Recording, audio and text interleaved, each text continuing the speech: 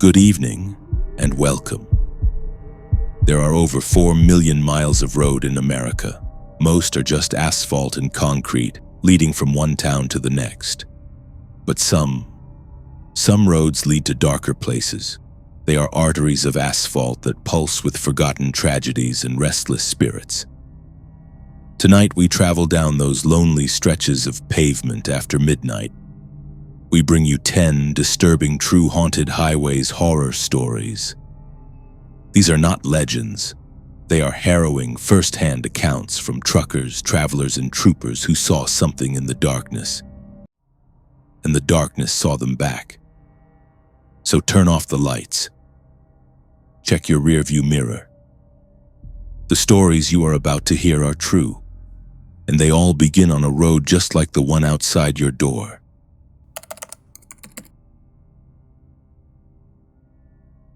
My name is Mark. For the last 20 years, I've driven the haul road, the Dalton Highway, hauling equipment and fuel up to the oil fields at Prudhoe Bay.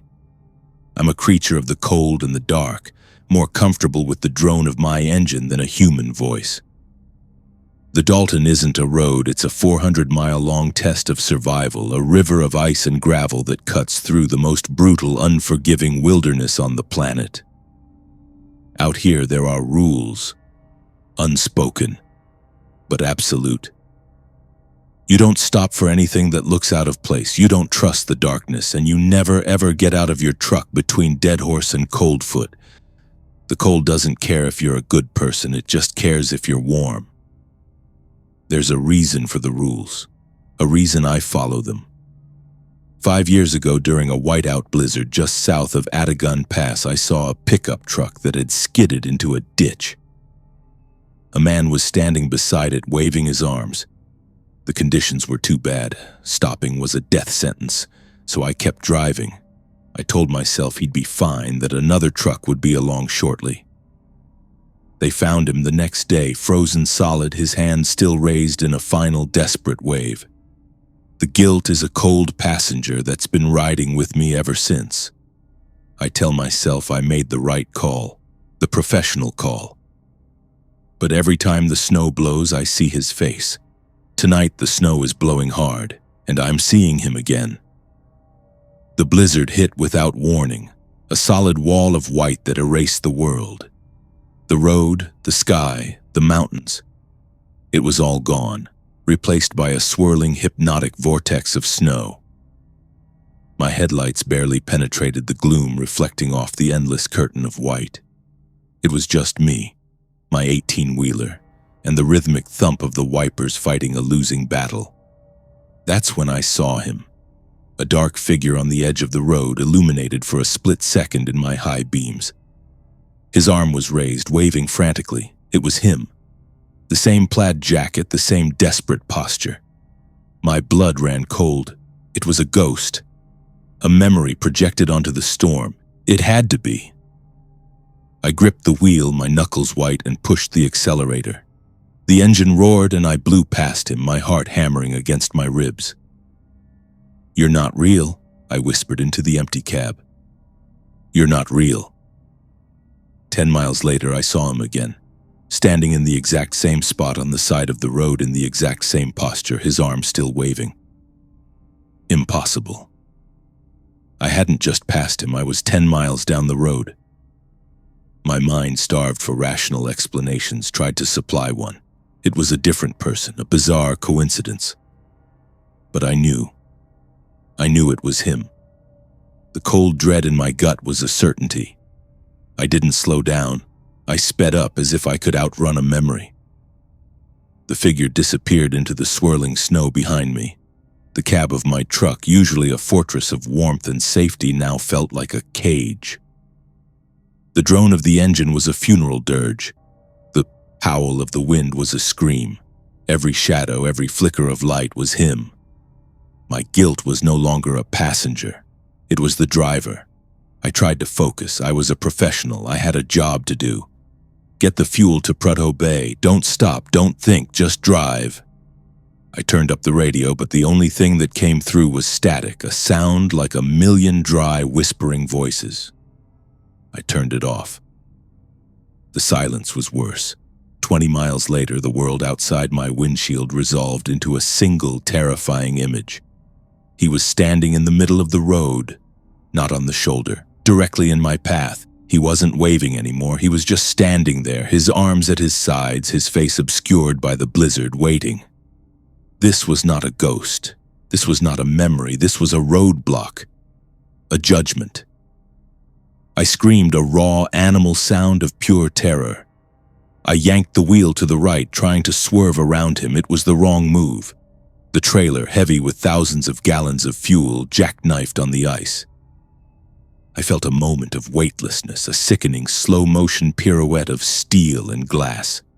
And then, the world shattered into a universe of pain and darkness as the truck rolled and rolled and rolled down into a deep, snow-filled ravine. I woke up to the taste of blood and diesel. The world was upside down. The cab was a mangled wreck of twisted metal and shattered glass. My leg was pinned, a hot, searing agony that was the only thing anchoring me to reality. The blizzard was still raging outside, a relentless, indifferent force. I was alive, but I was also dead. No one would find me in this storm, not until it was too late. The cold was already seeping in, a slow, methodical thief, stealing the warmth from my body. I was going to die here. I was going to freeze to death just like him. The irony was so perfect, so cruel, it was almost beautiful. I tried the radio. Nothing but static. I tried my satellite phone. The screen was a spider web of cracks. I was alone, utterly, completely alone. Hours passed, or maybe it was minutes. Time had lost its meaning. The pain in my leg had subsided into a dull, distant throb. The cold was no longer a pain, but a comfort, a soft, heavy blanket tucking me in for a long, final sleep. And then I saw them. Headlights. A pair of bright, beautiful, impossible headlights cutting through the blizzard, coming down the highway. Hope, a feeling I thought I had forgotten, surged through me. I wasn't going to die. Someone was coming. I used my last ounce of strength to scream, to wave my one free arm, to make any sign of life. The truck slowed as it approached the spot where I had gone off the road. It was going to stop. They had seen me. The truck didn't stop. It slowed, its brake lights a pair of hellish red eyes in the storm. And then it accelerated, its engine roaring as it sped past, leaving me behind in the darkness and the cold. "No," I whispered, my voice a broken, rattling sound in my chest. "No, please don't leave me." But it was gone, and I was alone again. The hope, which had been a warm, bright flame, was extinguished, leaving behind a cold, black, absolute despair. Why hadn't it stopped? Why had the driver just looked and then driven away? What kind of monster leaves a man to die in a blizzard? And then, a new, even more horrifying thought entered my mind. The truck. It had looked familiar. The specific pattern of the clearance lights. The company logo on the side, the small cracked decal on the passenger side door. It was my truck. It was my truck from an hour ago. I was not just a victim of an accident. I was a spectator at my own death. The realization was not a sudden flash. It was a slow, creeping, cold dread that was far more terrifying than the freezing air. The figure on the road. It hadn't been the ghost of the man I had left to die. It had been me, my own ghost, my own damnation, sent back in time to ensure that the loop was closed, that the judgment was carried out. I was trapped, not in the truck, not in the ravine. I was trapped in a story of a man who drives past a dying soul in a snowstorm, a story that had to have an ending, a perfect, symmetrical, inescapable ending. I closed my eyes. I could feel the last of my body heat leaving me. The world was fading into a soft, gray, peaceful nothing. And then, I was awake. I was warm. I was sitting upright. I was behind the wheel of my truck. The engine was humming, the wipers were thumping, the blizzard was raging outside. I was driving. I looked at the clock on the dashboard. It was an hour earlier. I was not dead. I was before. My heart pounded with a wild, desperate hope. It was a dream, a hallucination brought on by the stress and the fatigue. It wasn't real. I had a second chance. I could change it. And then, in the swirling snow ahead, I saw him. A dark figure on the edge of the road, his arm raised, waving frantically. I am Mark. I drive the haul road. The snow is always falling. The wind is always howling. And he is always there on the side of the road waiting for me. Sometimes I stop. I get out of the truck, but there is no one there. Just the wind and the snow and the echo of my own long-dead compassion. And when I get back in the truck, he is there again, 10 miles down the road. Sometimes I drive past him. I push the accelerator to the floor, my knuckles white on the wheel, my heart a frantic trapped bird in my chest. I tell myself that this time it will be different. This time I will break the loop. But he is always there in the middle of the road waiting for me. And I always swerve, and I always crash, and I always wake up in the mangled cab of my truck, my leg pinned, the cold seeping in. And I always see the headlights, and I always feel the surge of hope, and I always feel the crushing, absolute despair as my own truck, my own past self, drives by, leaving me to die. I don't know how long I have been here. Days, years, an eternity. Time is a flat circle, a Mobius strip of ice and guilt. I am the ghost, and I am the man who sees the ghost. I am the victim, and I am the man who refuses to help. So if you are ever driving on a long, lonely, frozen road, and you see a man waving for help in a storm, I want you to think of me. And I want you to ask yourself a question. Are you the one who has the choice to stop? Or are you the one who is doomed to drive past? Because on some highways, the road doesn't lead to a destination. It leads to a judgment, and the toll is your own, eternal, screaming soul. They call us the ghosts of the asphalt, the long-haul truckers who own the night. For 20 years, I've been one of them. My name is Dale, and my rig, the Nomad, is more my home than any place with a foundation. I know every major artery of this country like the back of my hand, from the sun-scorched asphalt of I-10 to the frozen plains flanking I-90. The road teaches you things, how to read the sky, how to feel a storm coming in the vibration of your tires, and how to find the shortcuts that shave hours off a run. That's what I was doing, chasing a deadline through the dense evergreen forests of the Oregon Cascade Mountains. A thick, wet fog was rolling in, the kind that swallows sound and light, turning the familiar world into a gray, featureless void.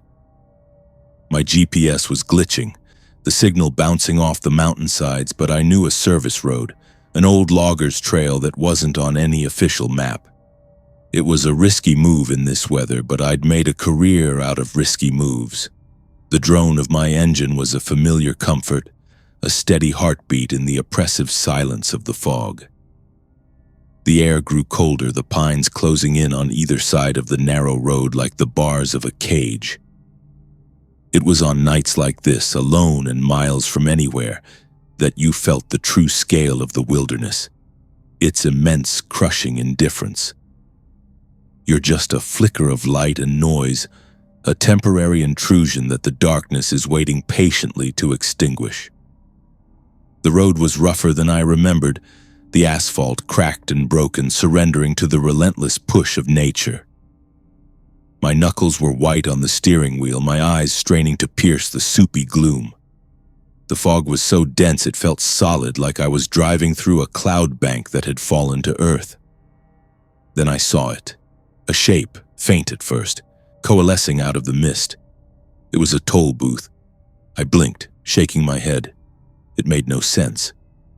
This was a forgotten service road, a ghost of a path that hadn't been officially used in decades. There was no reason for a toll booth to be here, standing silent and dark in the middle of nowhere. It was old, dilapidated, the wood warped and peeling, a single unlit lantern hanging from a rusted bracket. There was no power, no lights, no sign of life. My first instinct was road fatigue, a trick of the mind born from too many hours staring into the hypnotic darkness. I'd seen things before, shadows that looked like animals, distant lights that weren't there. But this was different. It was solid. It was real. As I slowed the nomad to a crawl, a figure emerged from the booth's deeper shadows. He was tall and gaunt, his form a ragged silhouette against the gloom. His face was completely obscured, hidden beneath the brim of a wide hat and the deep, inky blackness of the booth's interior. He raised a single skeletal hand, signaling me to stop. My engine idled, a low grumble that seemed sacrilegious in the dead quiet. I rolled down my window and a blast of cold, damp air filled the cab, carrying the scent of wet pine and decay. "What is this? This road is abandoned," I called out, my voice sounding thin and uncertain. The figure leaned forward slightly, and though I still couldn't see his face, I felt his gaze on me. It was a heavy, ancient feeling, like being watched by something that had been waiting for a very, very long time. "A toll is required," he rasped. His voice was a dry, crackling sound like dead leaves skittering across pavement. It was a voice that hadn't been used for an eternity. I scoffed, a nervous energy buzzing under my skin. This had to be some kind of shakedown, a local preying on lost drivers. "Yeah, all right. How much?" I reached for my wallet, pulling out a 20. "I only have cash." The figure didn't move. He didn't look at the money. A long, tense silence stretched out, broken only by the thrum of my engine. Then he spoke again, his words cutting through the fog like shards of ice. "We don't take money here," he whispered.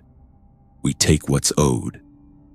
A cold dread, colder than the mountain air, washed over me. What's owed? The words echoed in my mind, stirring a deep buried sediment of guilt and fear. I thought of dark roads, of sudden thumps, of fleeting shapes in my rearview mirror that I had forced myself to forget. Panic is a switch. One moment you're trying to reason, to make sense of the wrongness. The next, you're just an animal trying to escape a trap. "I don't owe you anything," I snarled, but the words were hollow. My hand slammed onto the gear shift, jamming the Nomad into drive. I wasn't going to be a victim. I wasn't going to play this Phantom's game. My foot stomped on the accelerator and the big diesel engine roared in protest. The flimsy wooden barrier of the toll gate splintered with a pathetic crack as the massive grille of my truck smashed through it. For a second, I felt a surge of triumph, but it was short-lived. The moment I was clear of the booth, the truck changed. It felt sluggish, heavy, as if the trailer had suddenly been filled with wet concrete. The engine strained, the RPMs screaming, but my speed was dropping. I was crawling, barely moving. What the hell was going on? I checked my gauges. Engine temperature was spiking. The turbo was whining like a dying animal. It felt like I was trying to drag the mountain itself behind me. With a growing sense of horror, I flicked on the monitor for my rear-view camera. The screen flickered to life, showing the inside of my cargo hold. It was supposed to be empty. It wasn't. The cargo hold was packed, not with freight, but with bodies. My heart seized in my chest, a knot of pure, undiluted terror. They were piled on top of each other, a grotesque tableau of death illuminated by the camera's cold infrared light. I saw the mangled, twisted forms of deer, their eyes glassy and vacant. I saw the smaller shapes of dogs, their fur matted with frost and dried blood.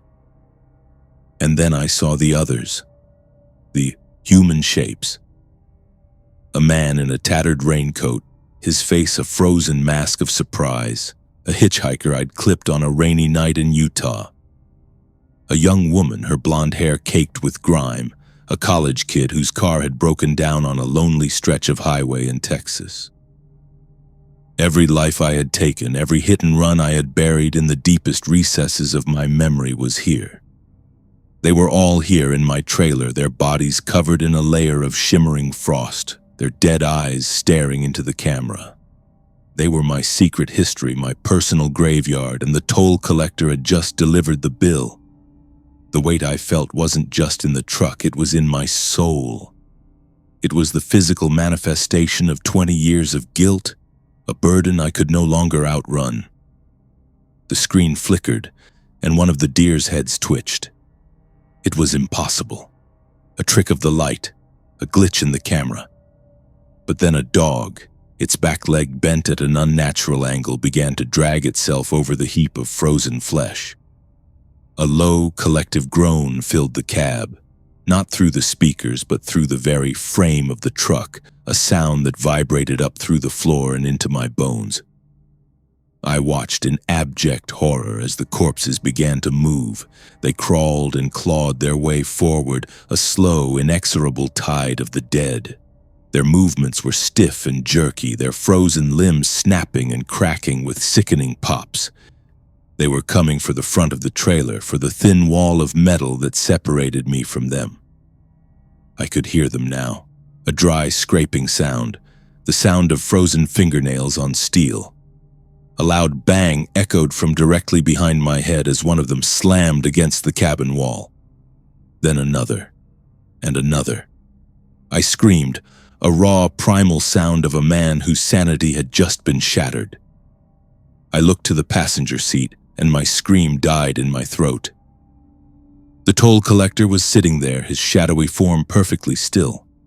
He turned his head, and for the first time I saw a glint of light in the darkness where his eyes should be.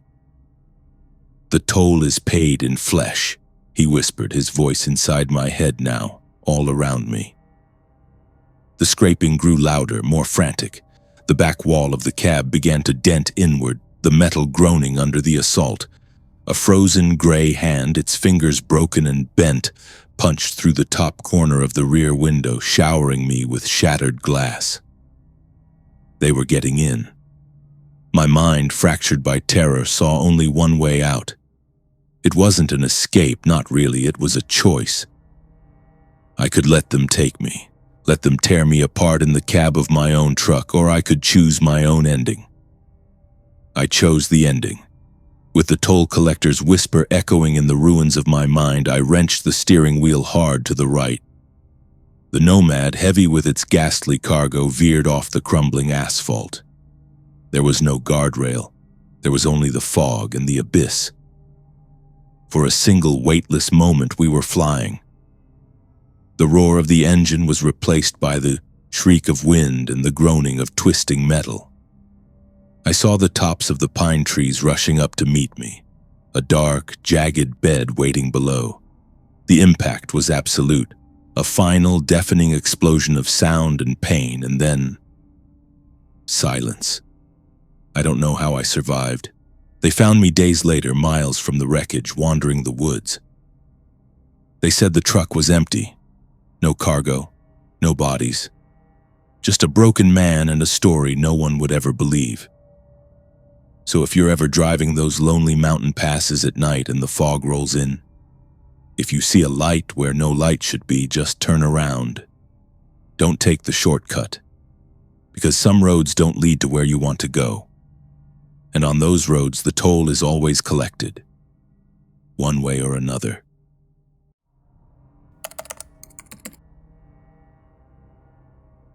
The gig economy has a way of turning you into a creature of the night. My name is Sarah, and my world is a four-door sedan, a glowing phone screen, and the endless, sprawling suburbs of Denver after midnight. I drive for a rideshare app, chasing the surge pricing that blooms in the dark like a toxic flower, trying to stitch together enough fares to keep the lights on and the landlord happy. It's a lonely job. The city transforms after 2 a.m., the familiar streets becoming alien and empty. You exist in a bubble of recycled air and talk radio, a transient ghost ferrying other ghosts from one pool of light to another. This particular night was cold, the kind of dry, biting Colorado cold that seeps into your bones. The sky was clear and starless, polluted by the city's orange glow. It was late, almost 3 a.m., and the fares had dried up. I was about to call it a night when my phone chimed with that all-too-familiar electronic ping. A new request. My thumb hovered over the screen. My acceptance rate was at 98%, a stupid little metric that the app's algorithm prized above all else. Dropping it could mean fewer rides tomorrow. I sighed, the sound loud in the quiet car, and tapped accept. The pickup location was odd. Not an address, just a pin dropped in the middle of a dark patch on the map labeled Sunken Bridge Park. I'd lived in Denver my whole life and had never heard of it. But a fare was a fare, and my rating was my lifeline.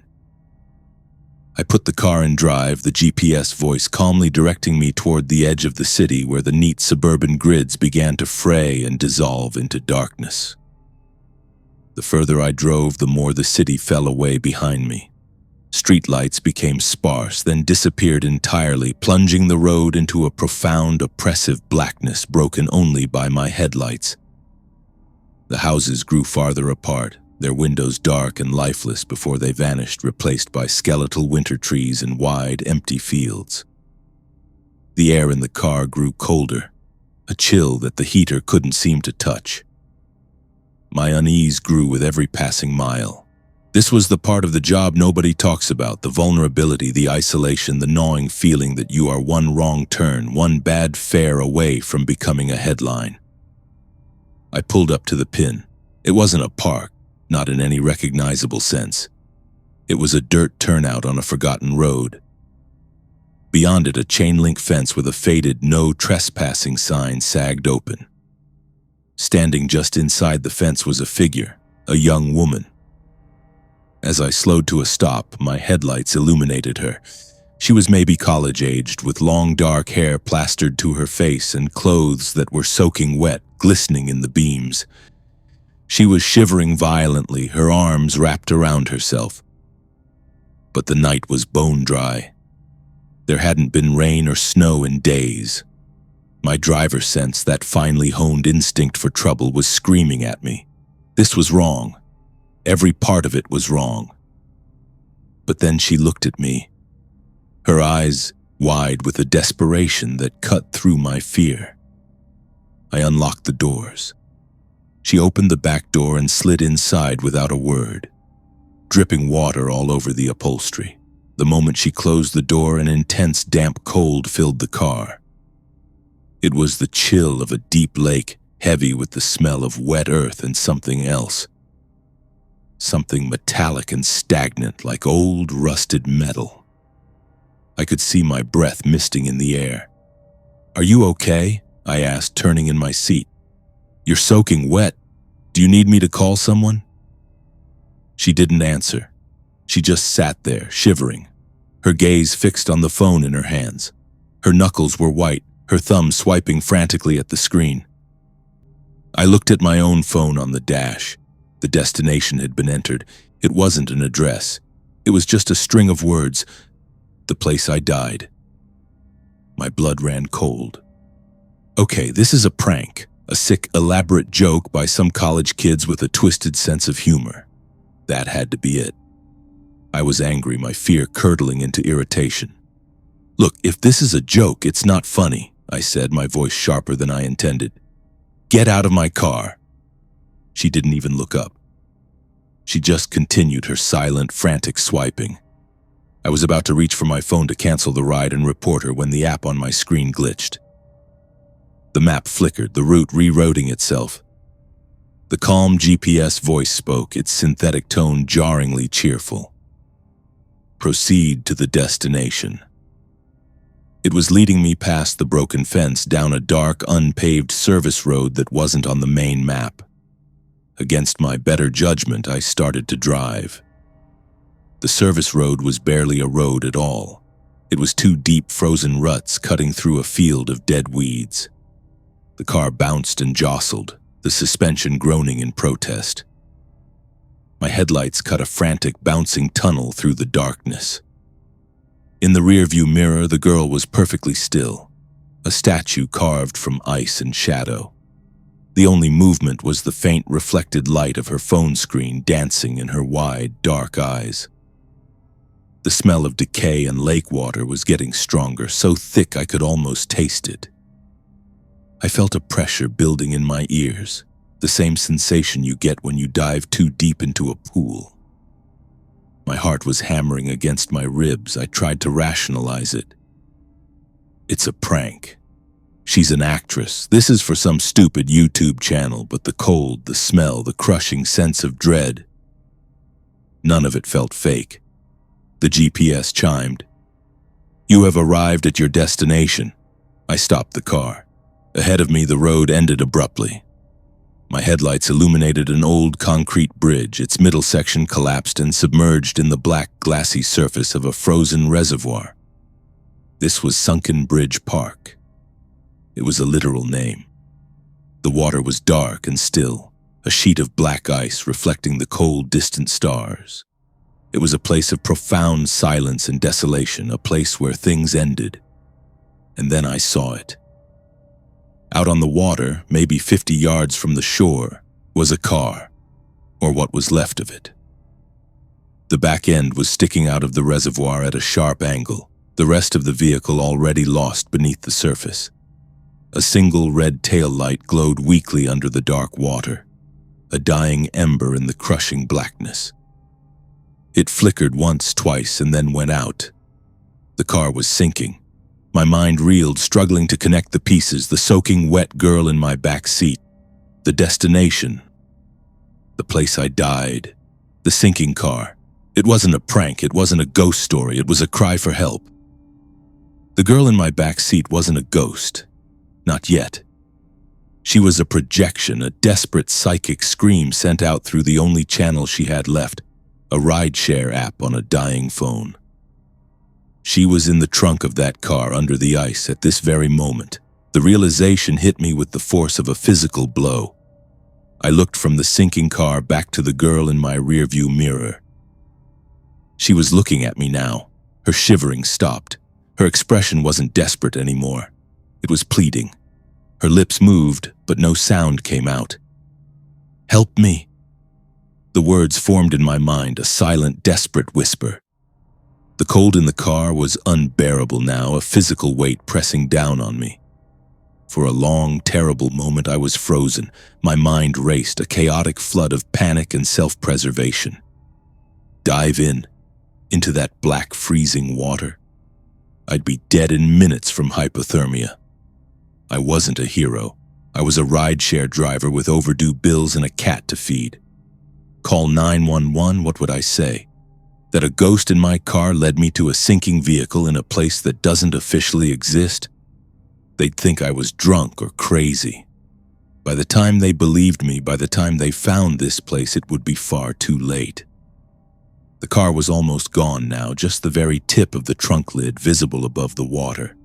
The choice was stark and brutal, her life or my own. And in that moment of pure animal fear, I chose me.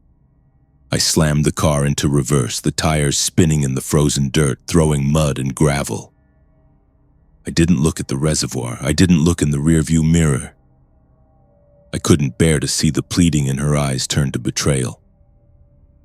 I floored it, rocketing back down the service road, away from the sunken bridge, away from the cold, dark water. The car felt strangely light, the oppressive chill gone. I risked a glance in the mirror. The back seat was empty. There was only a dark, wet stain on the upholstery, already beginning to freeze in the cold night air. I didn't stop driving until the sun came up. I drove aimlessly, my hands shaking, the image of that single dying taillight burned into my retinas. I ended up in a diner 60 miles outside of Denver, nursing a cup of coffee I couldn't drink.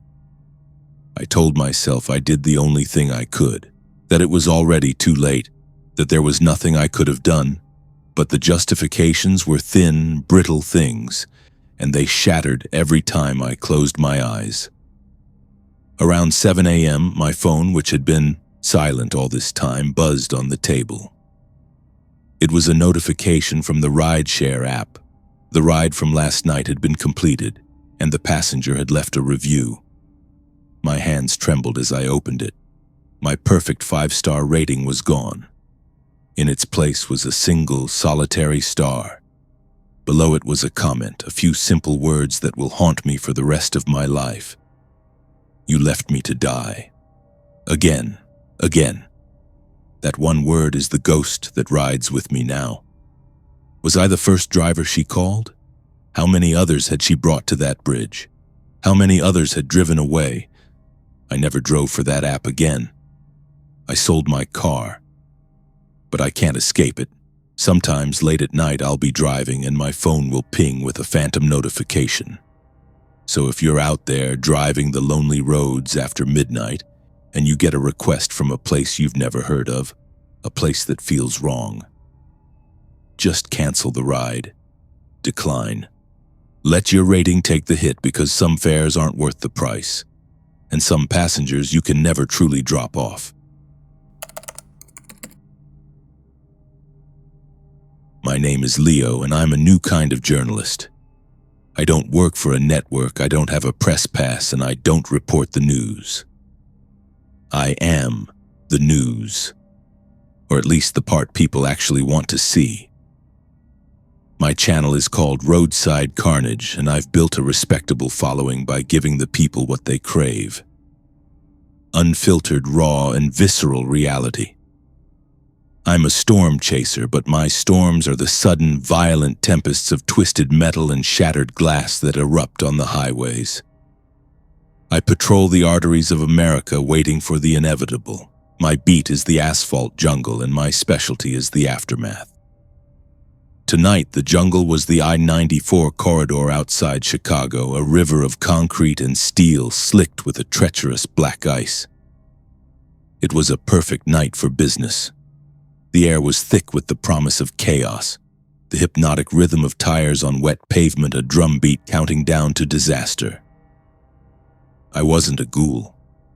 I was a realist. Accidents happen, people are drawn to them, a primal curiosity they're too polite to admit. I just cut out the middleman. I provide a service. I show them the truth, the messy, uncomfortable truth that the 6 o'clock news sanitizes with long-distance shots and somber voiceovers. My truth is close-up, personal, and it gets views. And in my world, views are everything. They are currency, validation, and existence itself. It happened just after midnight. A semi-truck jackknifed on an icy overpass, and the chain reaction was instantaneous and brutal. One moment, it was a river of headlights. The next, a scrapyard. I was only a few miles behind, and my police scanner app was already screaming. This was it. The big one. My heart hammered in my chest, a cocktail of adrenaline and ambition. I pulled onto the shoulder, grabbed my gear, phone, gimbal, battery pack, and started running toward the flashing lights that were beginning to slice through the darkness. The scene was apocalyptic.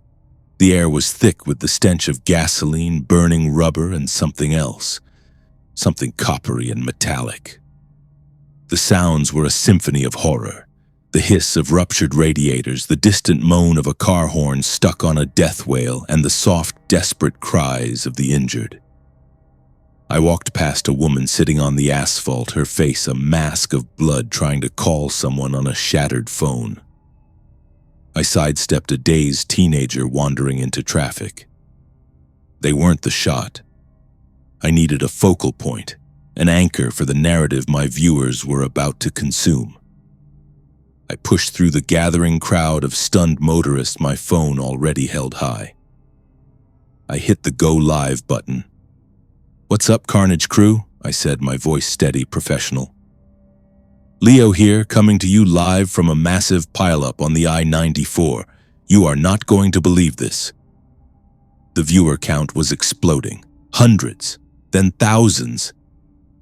The comments scrolled by in a frantic, unreadable blur. OMG! Is that blood? Get closer! They were hungry, and I was there to feed them. I moved deeper into the wreckage, my lens panning over the twisted metal, the deployed airbags stained with red, the shattered glass glittering like black diamonds on the pavement. And then I saw him. He was the one, the centerpiece.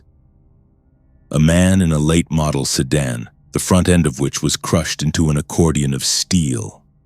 He was pinned behind the steering wheel, the dashboard forced into his chest. His eyes were closed, his face pale and bloodless in the strobing red and blue lights of the first arriving emergency vehicles. He was dying. I knew it. Anyone could see it. This was the shot. This was the viral moment. I moved in, ignoring the shouts of a firefighter telling me to get back. "Folks, we have a man trapped in his vehicle here," I narrated, my voice a low, respectful whisper. "The situation is critical. First responders are on the scene, but it looks bad. It looks really bad." I pushed my phone through the shattered driver's side window, getting a tight close-up of the man's face. I needed my audience to see the reality of it, the final quiet moments. I needed them to feel it. The viewer count climbed past 50,000. I held the shot steady as a surgeon. The live stream lasted for 45 minutes and peaked at over 100,000 concurrent viewers. It was a record for me. By the time I got back to my apartment in the city, the clip was already everywhere, ripped and re-uploaded across a dozen platforms. Roadside carnage was trending. My phone was a constant vibration of notifications, a torrent of praise, disgust, and morbid fascination. I was buzzing, high on the digital validation. I tossed my keys on the counter and cracked open a beer, sinking into my couch. I had to see it again. I pulled up the recording of the stream on my laptop, skipping to the good part. There he was, the dying man, the star of the show. I leaned closer to the screen, admiring my work, the framing, the focus, the raw, unflinching intimacy of the shot. It was perfect. I took a long pull of my beer and watched as the man's last shallow breaths fogged the cold air. But then something happened that I hadn't noticed while I was filming. On the screen in the recording, the man's eyes fluttered open. They weren't glazed or unfocused. They were sharp, intelligent, and filled with a cold, clear light. And they were looking directly at me, directly into the camera. His lips, cracked and blue, parted. A wisp of a sound, barely audible, escaped them. I cranked up the volume, leaning in until my ear was pressed against the speaker. It was a whisper, and it was my address. I threw myself back from the laptop as if it were white hot. My heart hammered against my ribs, a frantic, trapped bird. No! It was impossible. I was hearing things. It was an auditory pareidolia, the brain finding patterns in random noise. It had to be. My hands shaking, I rewound the video. I played it again. His eyes opened. They locked onto the lens, and the whisper came again, clearer this time, unmistakable. He spoke my address, my apartment, my unit number. A cold sweat broke out on my forehead. How? How could he possibly know that? It wasn't a whisper of pain, it was a statement, a promise, a destination. Then I heard it. A sound from the hallway, a faint rhythmic scrape, scrape, scrape, coming from outside my apartment door. It was the sound of something heavy and wet being dragged across the cheap industrial carpet of the hallway. I froze, every muscle in my body screaming.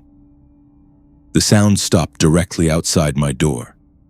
Silence, a deep, profound silence that was 1,000 times worse than the noise. My phone, sitting on the coffee table, buzzed.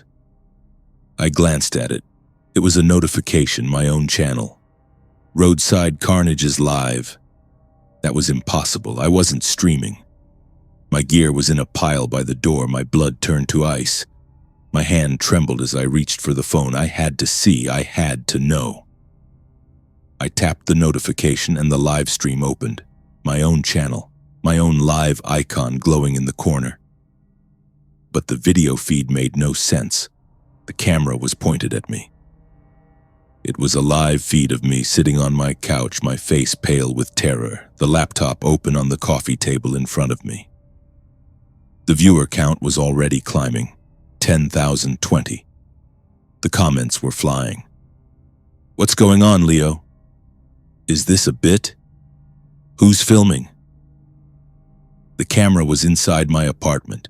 It was a steady handheld shot, as if someone were standing in the corner of the room filming me. My eyes darted to the corner. There was nothing there but a floor lamp and shadows. I looked back at the phone screen. The camera in the video began to pan slowly, moving from me toward the empty space directly behind my couch. It was a slow, deliberate, cinematic reveal. And then it showed him. Standing right behind me, just out of my line of sight, was the man from the car. He was mangled, his body twisted at the unnatural angles I had seen in the wreckage. His clothes were torn and stained with dark, wet patches. One arm hung uselessly at his side, but the other was raised, holding a phone. My phone. He was the one streaming. He was the cameraman. I dropped my phone. It clattered to the floor, the screen still glowing, the live stream still playing. I didn't need to see it anymore. I could feel him. I could feel the cold radiating from him. A damp, sepulchral chill that smelled of gasoline and blood. I could feel his presence like a physical weight, a pressure on the back of my neck. I didn't dare turn around. I was paralyzed, a statue of pure terror. The last thing I saw was the reflection in the dark screen of my laptop. I saw his mangled form stepping out from behind the couch. I saw him raise his broken hand, and then the live stream on the fallen phone continued, the view now shaky and chaotic. It was pointed down at me as I was dragged from the couch, my screams unheard over the roar of the comments, flooding the screen. "OMG, this is insane. Rip Leo." And then, just before the feed cut to black, one final comment appeared, a question that would hang in the digital ether forever, a perfect, horrifying epitaph to my life's work. Why isn't the cameraman helping him? So if you're ever scrolling through the dark corners of the internet and you come across a clip that feels too real, a video of something you shouldn't be seeing, just remember my story. Remember that when you stare into the abyss, sometimes it doesn't just stare back. It follows you home. And it knows where you live. My name is Chris. And for the last 3 months, my entire world has been 2 wheels, a roaring engine, and the endless ribbon of American asphalt. I was on a solo cross-country trip, a pilgrimage of sorts, running from a life in Boston that had grown stale and suffocating. On my bike, a heavily customized Harley, I was anonymous, a ghost moving through the landscape.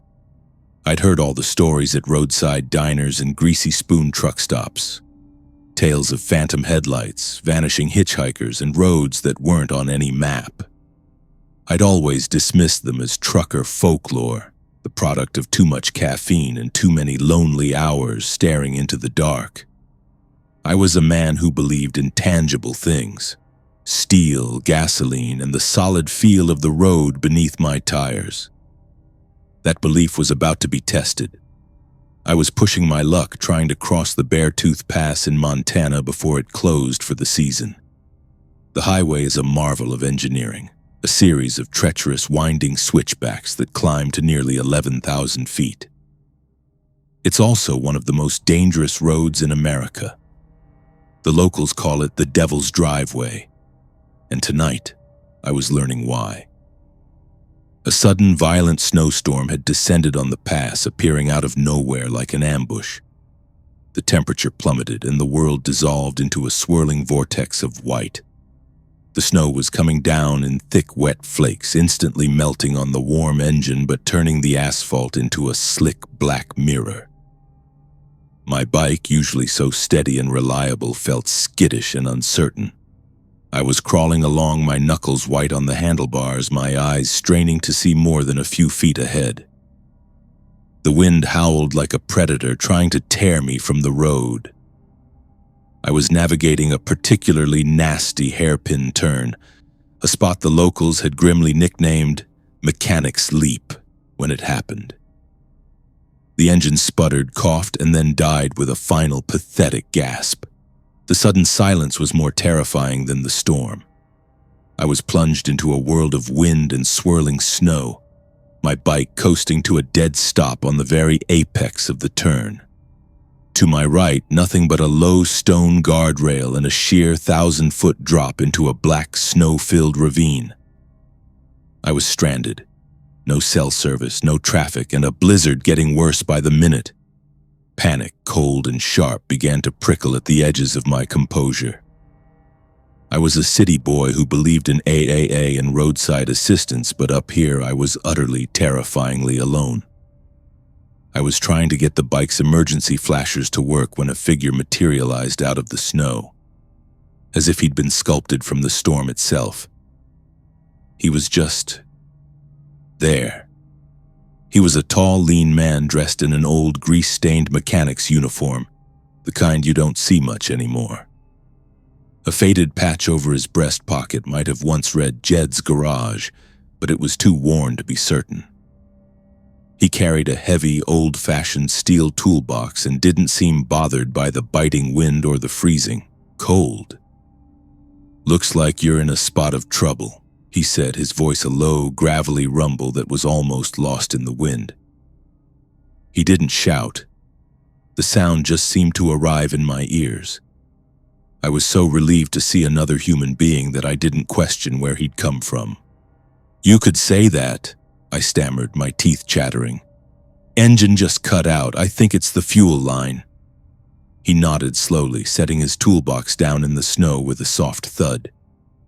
"Happens a lot up here. The cold gets to him." He didn't ask for permission. He just knelt by the bike and got to work, his movements economical and precise.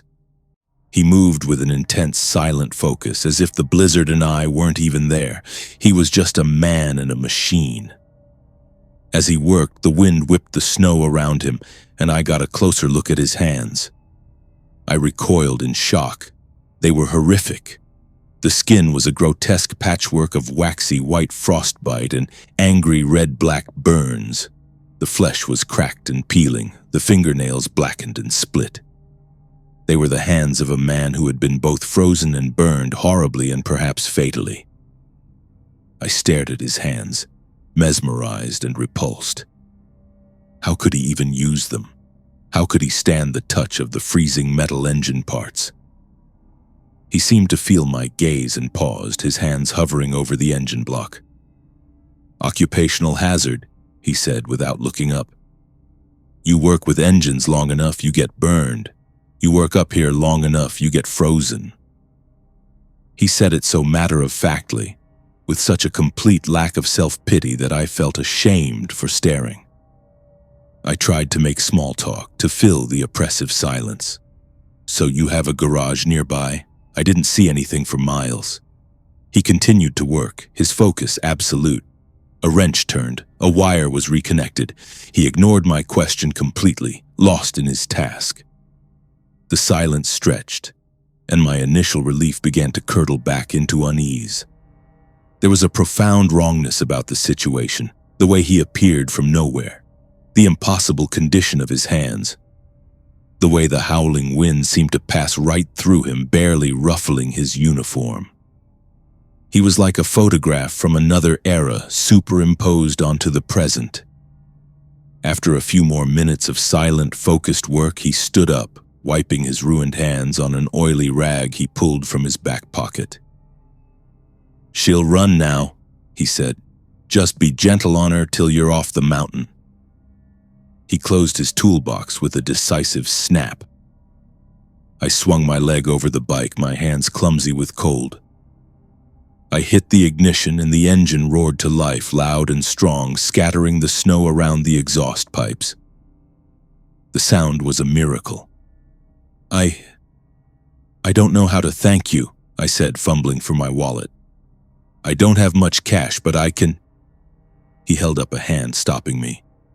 "No payment," he said, his voice flat. "I don't take it." "No, I have to give you something," I insisted. "You saved my life." For the first time, he looked directly at me. The swirling snow. His eyes were dark, empty pits, and they seemed to hold the cold of 1,000 winters. "I'm always up here," he said, "always helping folks who get stuck on this turn." He then raised one of his broken, blackened fingers and pointed over the low guardrail into the blackness of the ravine. "My garage is down there." I followed his finger, peering over the edge. The snow was thick, but my bike's headlight cut through the gloom. And there, half buried in the snow and rocks 100 feet below, was the mangled, rusted wreck of an old tow truck. It was crushed almost beyond recognition, but I could just make out the faded, peeling logo on its door. Jed's Garage. My blood turned to ice. It wasn't a suggestion, it was a statement of fact. A wave of pure primal terror washed over me, so cold it felt hot. I didn't say another word. I didn't look back at him. I slammed the bike into gear, my only thought to get away. To put as much distance as possible between me and this place, between me and this thing. I twisted the throttle and the bike shot forward, the rear tire fishtailing on the ice before finding purchase. I sped away from the hairpin turn, my heart trying to hammer its way out of my chest. I risked a glance in my rearview mirror. He was gone. The road behind me was empty, as if he had never been there. I was alone again in the swirling snow. I laughed, a hysterical, choked sound. I was alive. I had escaped. The bike was running perfectly, the engine humming with a power it hadn't had before. He had fixed it. The ghost of a dead mechanic had fixed my bike. The story was insane, but it was real. As I approached the next hairpin turn, I eased off the throttle and squeezed the front brake lever to slow my speed. Nothing happened. The lever went all the way to the grip with no resistance. Panic flared. I stomped on the rear brake pedal. It, too, was dead. They were completely gone. The turn was rushing toward me, a wall of rock and ice. I tried to steer, to fight it, but the handlebars were locked, frozen in place, holding the bike on a perfect, unalterable trajectory for the cliff edge. It wasn't the engine he had fixed. It was the bike's path. He hadn't saved me. He had condemned me. A whisper, cold and close, slithered into my ear right beside my head as if he were riding on the seat behind me. "I fixed it so you could join me," I screamed. It was a raw, hopeless sound, swallowed by the wind and the snow. I saw the low guardrail approaching, the same kind of rail that had failed to stop his truck all those years ago. I saw the blackness of the ravine beyond it, waiting patiently. My belief in the tangible world was about to be shattered against the rocks below. The last thing I saw was a flash of rusted metal in the darkness, the wreck of his tow truck, waiting to welcome a new piece of machinery to its graveyard. So if you ever find yourself on a lonely mountain pass at night and the weather turns, if your engine dies on a turn where the guardrail looks a little too low, don't be so quick to accept help from a stranger who appears out of the storm. Some mechanics don't fix your machine. They just make sure you can't miss your final appointment.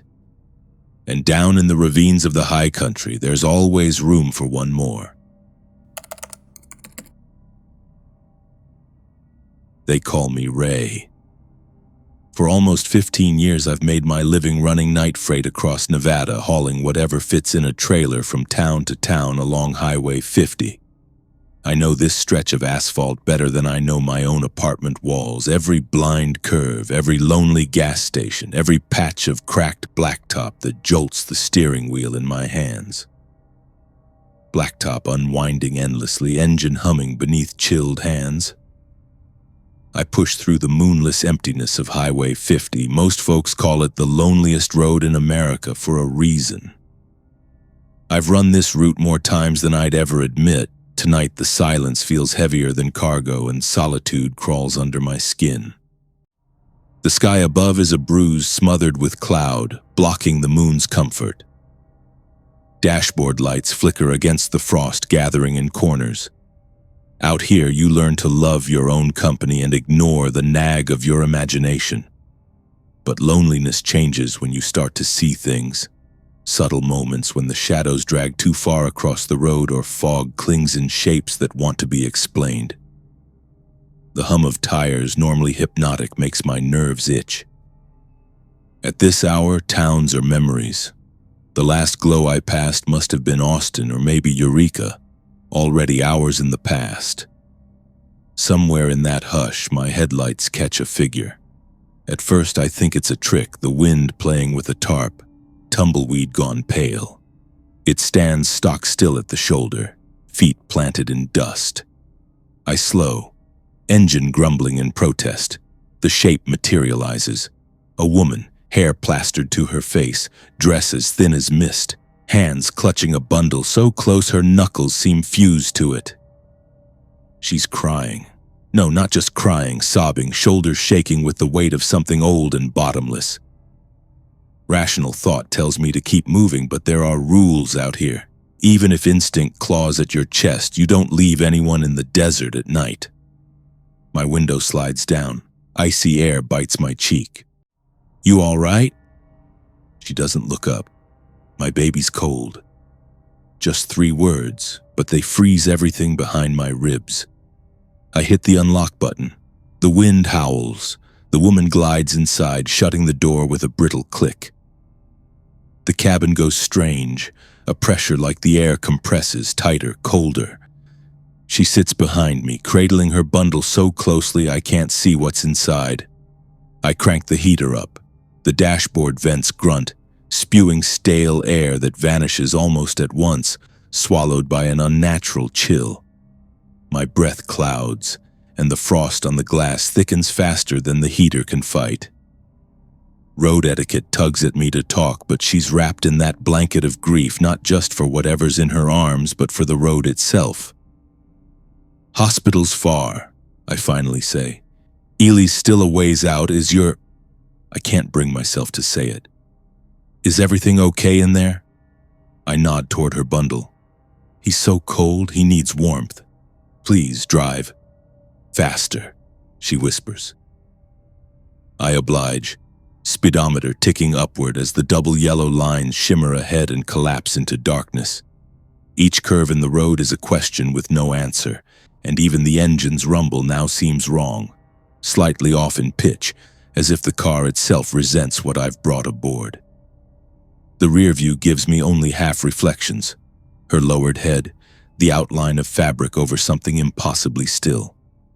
Occasionally her whisper bleeds through, "So cold. He's so very cold." The repetition becomes music, low, soft, relentless. Then the radio sputters once. Static overtakes classic rock. Between the fuzz I catch a voice, a distant pained whimper like a child crying through thick walls. My hands stiffen. Did I hear it, or is the road getting to me? Frost creeps further across the inside of the windshield. The lights ahead give way to suffocating dark. Mile by mile, the cold deepens. The air tastes metallic, sharp as old pennies. My hands ache on the steering wheel. Every air vent blasts heat, but nothing changes. The car fills with haze. That's when I start to notice other details. The woman doesn't move, not really. Her breathing's too slow, too quiet. Now and again her shoulders twitch, but never in rhythm with the road's bumps. She rocks the bundle gently, rhythm broken by occasional shudders. A glance back, quick, half-hearted, shows an outline like a statue, pale face nearly lost in shadow. Her eyes are cast down, fixed on whatever's beneath the blanket. Just before Middlegate, an ancient sign flickers in my high beams before vanishing. No name. just a half-seen white smear under desert dust. Odd, but what stretches behind is stranger. Not a single pair of headlights, no taillights, nothing but darkness pressed flat against the desert. Another oddity. The radio, which I switched off, flicks back on by itself. No station, just a garbled murmur. The same woman's voice as before, too low, too intimate, humming a lullaby I don't recognize. The tune twists, breaks apart, blends with the engine noise until I can't separate the two. I swallow the urge to glance back again to check if she's still wrapped around her bundle or if something has shifted. Instead, I focus on the strip of blacktop devouring my headlights. The wrongness starts to dig under my skin as I realize there's no breath fogging from the bundle, only hers, thick and ragged in the rear view. The desert air, even in winter, shouldn't be able to freeze bone, but my teeth chatter despite the heater stuck at max. Still, she whispers, and the child's faint cry mingles with the static, weaving through the fabric of the night. As miles blur behind me, my mind reels with the routine surrealities of long-haul nights. Yet the feeling that something is lurking just beyond my peripheral vision tightens its grip. The radio static ebbs, and then an unnaturally deep silence floods the cab. A pressure drop, almost like all the sound has been sucked out. My knuckles are white on the wheel. I force myself to speak. How long has he been sick? My words fall like pebbles into a dark well. No answer. Just the sound of fabric being drawn tighter and her breathing thickening to a damp wheeze. That's when the reflection in the rear view shifts of its own accord. A brief moment where the mirror's image doesn't match what's really behind me. Her face is angled down, but in the mirror it glances up, eyes catching the dim spill of dashboard light, wide and too dark. I look away quickly. The temperature plummets further. Ice crawls across the glass, curling delicate crystalline tendrils like the fingers of frostbitten hands. A new sound layers over the old. A steady tap-tap against the rear left window, syncopated against the droning engine, as if tiny fingers are knocking from the outside or beneath that blanket. The steering column suddenly vibrates, faint but insistent, like the car itself is trying to shiver. Outside, the desert has turned absolute. No lights, no movement, only the vast, starless void beyond the headlights. Desperate for distraction, I crank the radio dial. The static returns, then the voice, loud this time, recognizable as hers. "He's still so cold, please make him warm." The plea washes over me, hopeless, biting down to the marrow. I risk one more glance in the rear view. Her face meets mine, black, empty eyes glittering, lips cracked open as if in mid-mournful song. My breath freezes in my throat. Instinct screams, "Get out now!" My foot slams on the brake. The car lurches, gravel groaning under rubber, headlights tilting up into the strange, never-ending Nevada night. The sudden stop doesn't bother her. She sits unmoving, still clutching the bundle. The silence is animal. Not even a cricket's chirp threads the air, only the tick-tick of the cooling engine.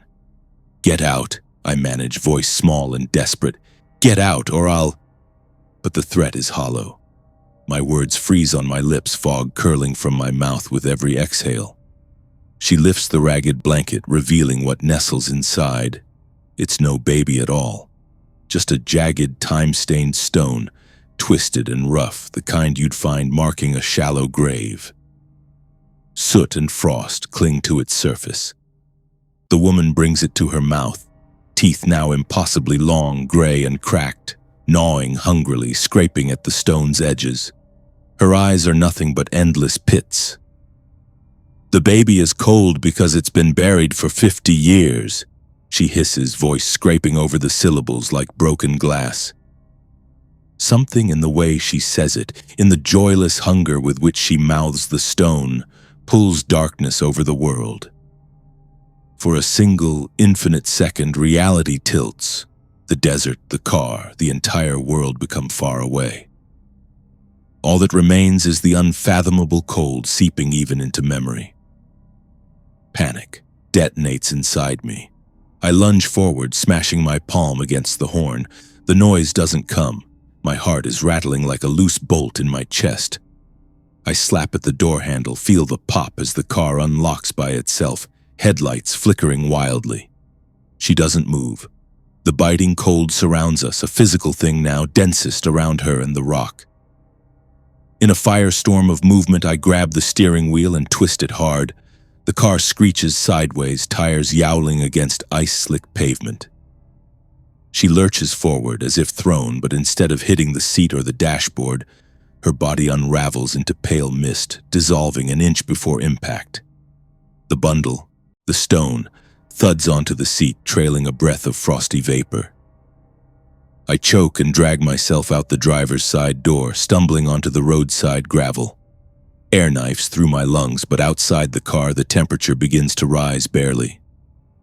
Bruised darkness cloaks everything. The road is silent except for the low thump of my pulse still pounding in my ears. Inside, the bundle sits on the seat, rimed with ice, exuding the putrid sweet tang of grave dirt. Mist leaks out from its folds. I'm shaking so hard I can barely keep my knees from buckling. The only proof of what happened, a burial stone now haunting my cab. In the gloom, I see her form, almost translucent, reappearing farther down the highway, floating above the center line, ever clutching the bundle. She drifts away, carrying cold with her. I'm left staring at the artifact on the back seat, praying the sun will rise soon. The rest of the night is a fogged blur of headlights across endless black. I drive until the first gray shaft of dawn slices over the mountains, until the desert and all its ghosts lose some of their fangs. In Ely, I force myself to walk into a gas station, face raw, jacket still soaking chill from that encounter. The attendant gives me a wide berth. I look in the bathroom mirror. My eyes are red-rimmed, rimed with sleep or something else. The rock sits in the back seat, colder than any desert morning, a faint frost spiderwebbing the window. I call for help. The local police check the car but see only a tired driver and an ordinary stone. They chalk it up to exhaustion, desert air, and the tricks of too many night hours behind the wheel. I take their skepticism on the chin. It's easier to doubt than believe. Sometimes, nights later, I catch something in the rear view, a flicker of white cloth or an echo of a lullaby on the radio. The cold still comes back, heavier than before. If you ever find yourself rolling down Highway 50 alone in the witching hour and you see a lone figure rise from the gloom, don't stop. No matter how desperate, no matter how cold the night or the story they carry. Because some cargo is meant to stay buried, and some ghosts, well, they're only looking for a little warmth.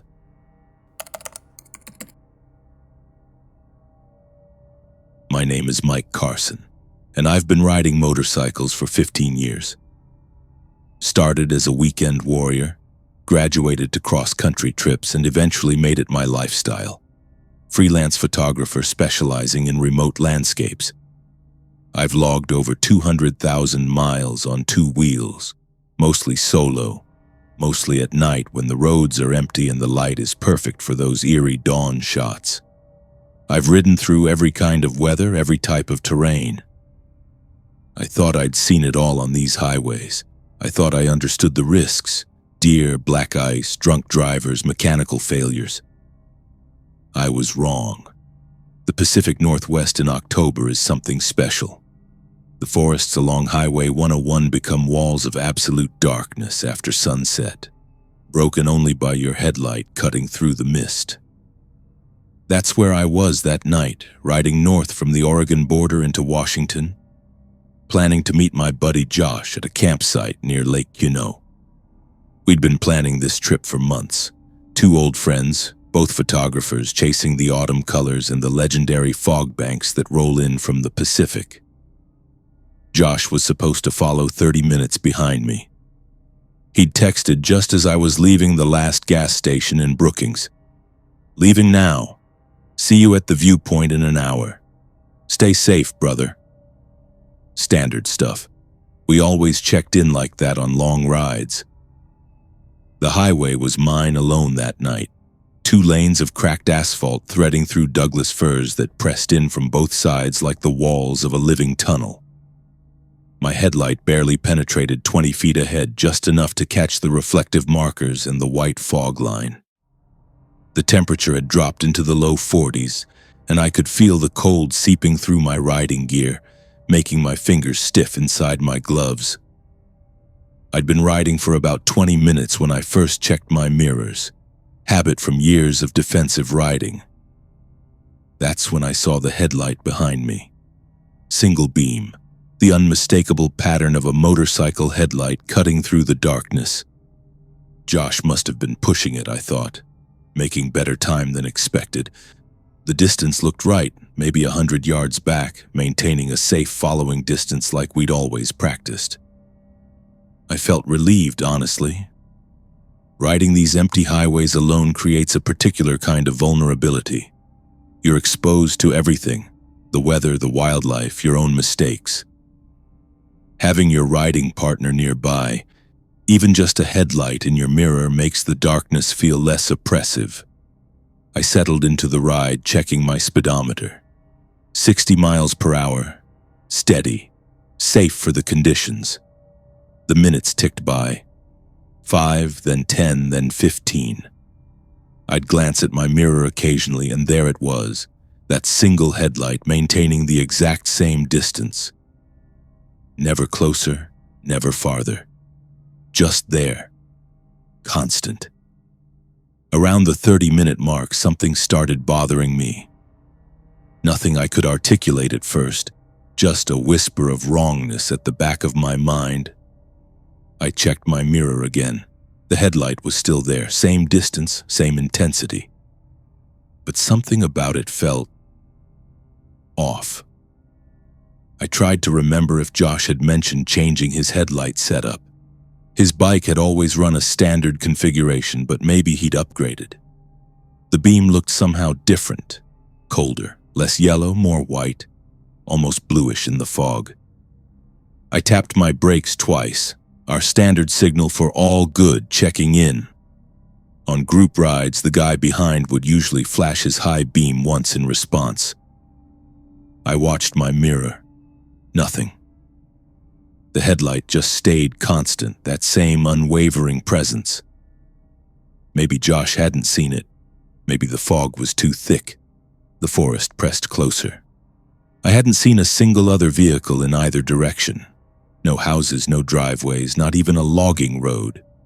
Just endless trees and that ribbon of asphalt unwinding beneath my tires. The only sounds were my engine's steady thrum and the whisper of wind against my helmet.